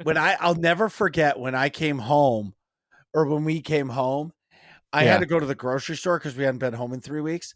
Literally, I was driving 25 miles an hour in like a 40 because I was just like, I cannot go any faster than this. I'm just on relaxation Yeah, time. and like we had 2 days, so like when work came and I showed up to work, everybody's like, "Holy fuck, you're tan." And number 2 was like, "Who are you?" And I'm like, "I'm just chilling, man." And my boss is like, "Dude, it's time to go to work." Oh, buddy, relax. I'm going to get to work. You know what I mean? But anyway, so that was a very, very, very long-winded, amazing trip. Okay. What game makes you feel nostalgic? A lot of games make me feel nostalgic. Well, what's the first Yeah. one that comes to your mind? I don't know why, but Mega Man. I haven't played Mega Man in years, but if I Okay. think about it, it gives me nostalgia. Mine is GoldenEye. Ding, ding, ding, That's a ding, good ding, one. ding, ding, ding, ding. I get different degrees of nostalgia, like the Fallout series and like Skyrim, obviously but nostalgia. As So like, soon as I think of something high school age. nostalgic, the first thing that always comes to mind is GoldenEye. What about you, Pokemon. Trey? Good one. Mine's Tetris and Dance Dance Revolution. All right. Tetris yeah. is definitely like my oldest. I still remember the song and the N60. I remember how like creepy the intro to the N64 game was, because it was just this series of like picks and ropes moving these giant blocks around and stuff.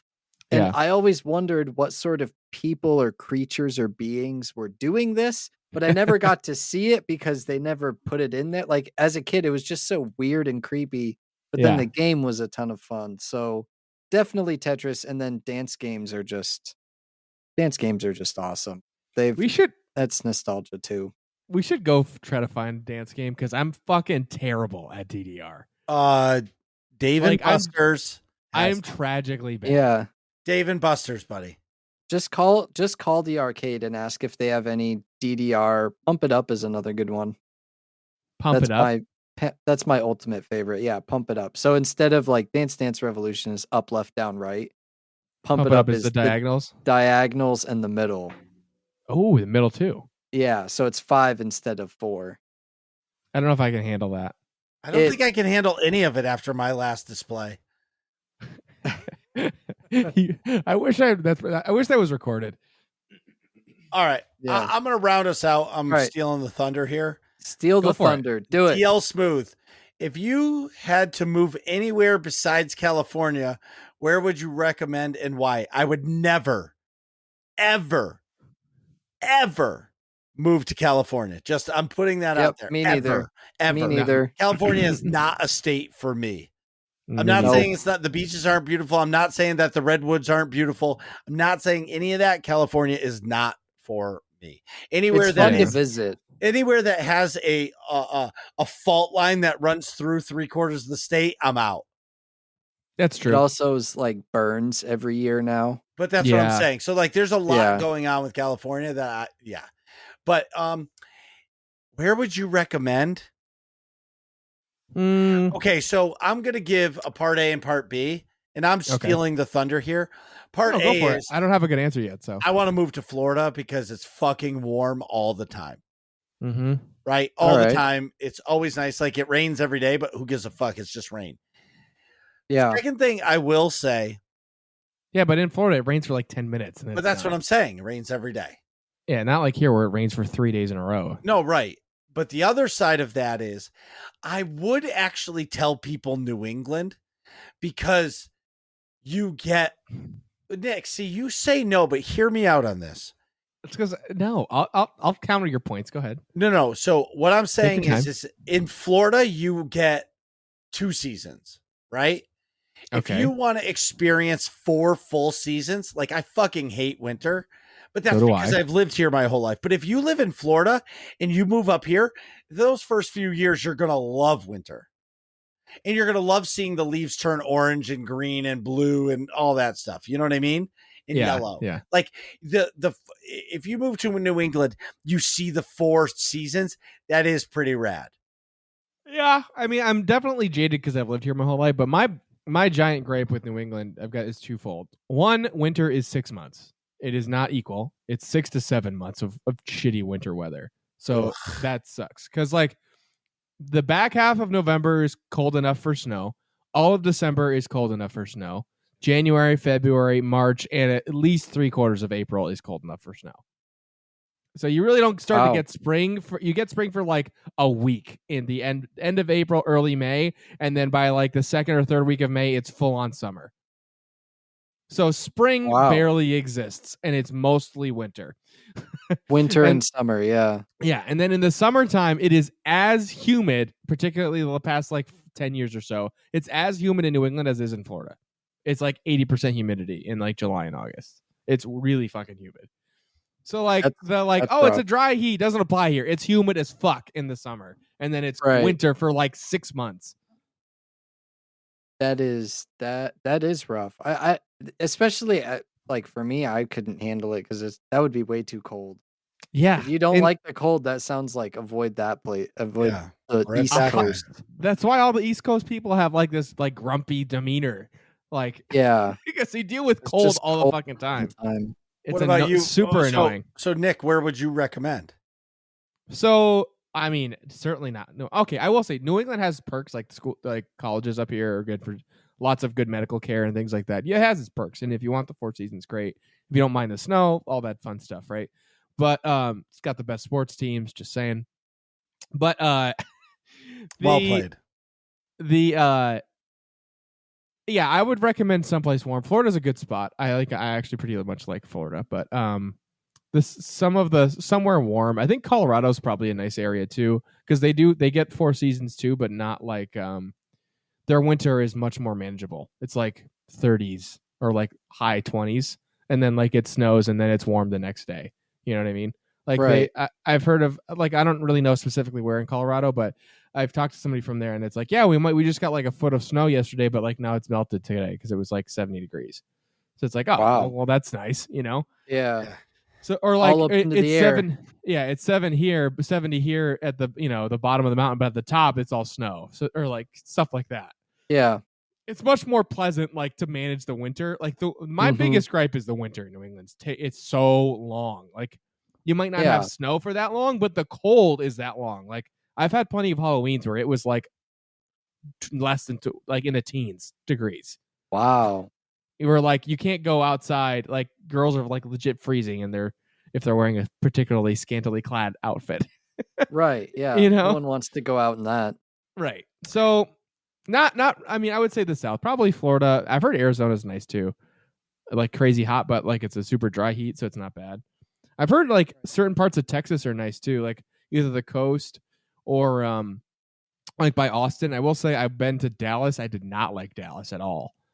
Super commercial, hated the driving. I would say Florida, maybe Austin, Texas. Those are my answers. What about you, Atrax? Those are good places. Yeah, I would. So where would you recommend? Well, first, actually, I should say if you had to move anywhere, I would consider moving to Australia. I know that sounds crazy, but I like spiders. I like animals, even if they're scary and try to kill you and all of that stuff. Scorpion? So, yeah, scorpion. I hate spiders. I don't mind. An Atrax is a type of spider, Nick. I know that. We talked about it on Snapchat. Oh, yeah, that's right.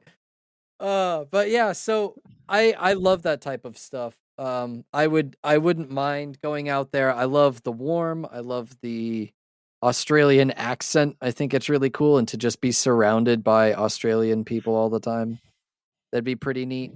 Where would you recommend? I mean, I guess like, hey, go over to Australia. There are some pretty big negatives about Australia, like mostly because they censor a lot of video games and stuff down there. But oh well, it is what it is. Where would you recommend? I actually think that like the Portland area or like Oregon in general isn't that bad of a place to live. Washington too, because in both of those states, first of all, they're above California. And if you and if you want to do like if you want to go to the beach, you can go to the beach. If you want to go snowboarding, you can go snowboarding or skiing. Like there's the mountains for that type of stuff. There's I know of like caves, so there's cave exploring that you can go do. There's plenty of forests around here. It's a really nice area. Yeah. The drawback is so Nick says that it's like freezing for your winters and it lasts like 6 months for specifically Portland and area in general, but like Oregon also. We get so much rain and it's not like pouring down and then it stops. It'll be like gray and raining 2 inches over the course of like it's just sprinkling all day for 3 or 4 months. You know, I call Yeah, it that's rough. we have the Oregon buff where it's like a 50% chance of rain every single day of the year. Just, but you know, like we get rain in August and July and, you know, like you just have to go with it and realize that any plans you plan on making, there's a chance that it could rain and you just like everybody out here is so used to it and prepared. It's like, all right, well, take all the stuff that can't get rained on in and we'll just like Figure it salvage out. what we can. Yeah, like screw it.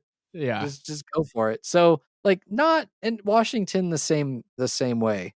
I lived in Washington for a while too. Both nice states to live in, but I personally want to live somewhere a lot warmer and there's a really, really high like suicide and depression rate because it is so dark. Like it's just gray out here 10 months out of the year. Like it's just Yeah. overcast, 40s, 50s. It's depressing. It is pretty depressing. I have to have my lights on at like 3:00 in the afternoon, pretty much all year You are round. not selling me on Oregon or Washington right now. Yeah, right. Yeah, I knew as soon as you started this, I'm like, dude, I would never live there. Nope. It's pretty. It's yeah. At least it's not like freezing a whole. Yeah, I can't deal with the Well, gray. At least half when of the it's year, but freezing ass nah. cold here, we get the sun. yeah. Or it's like sunny.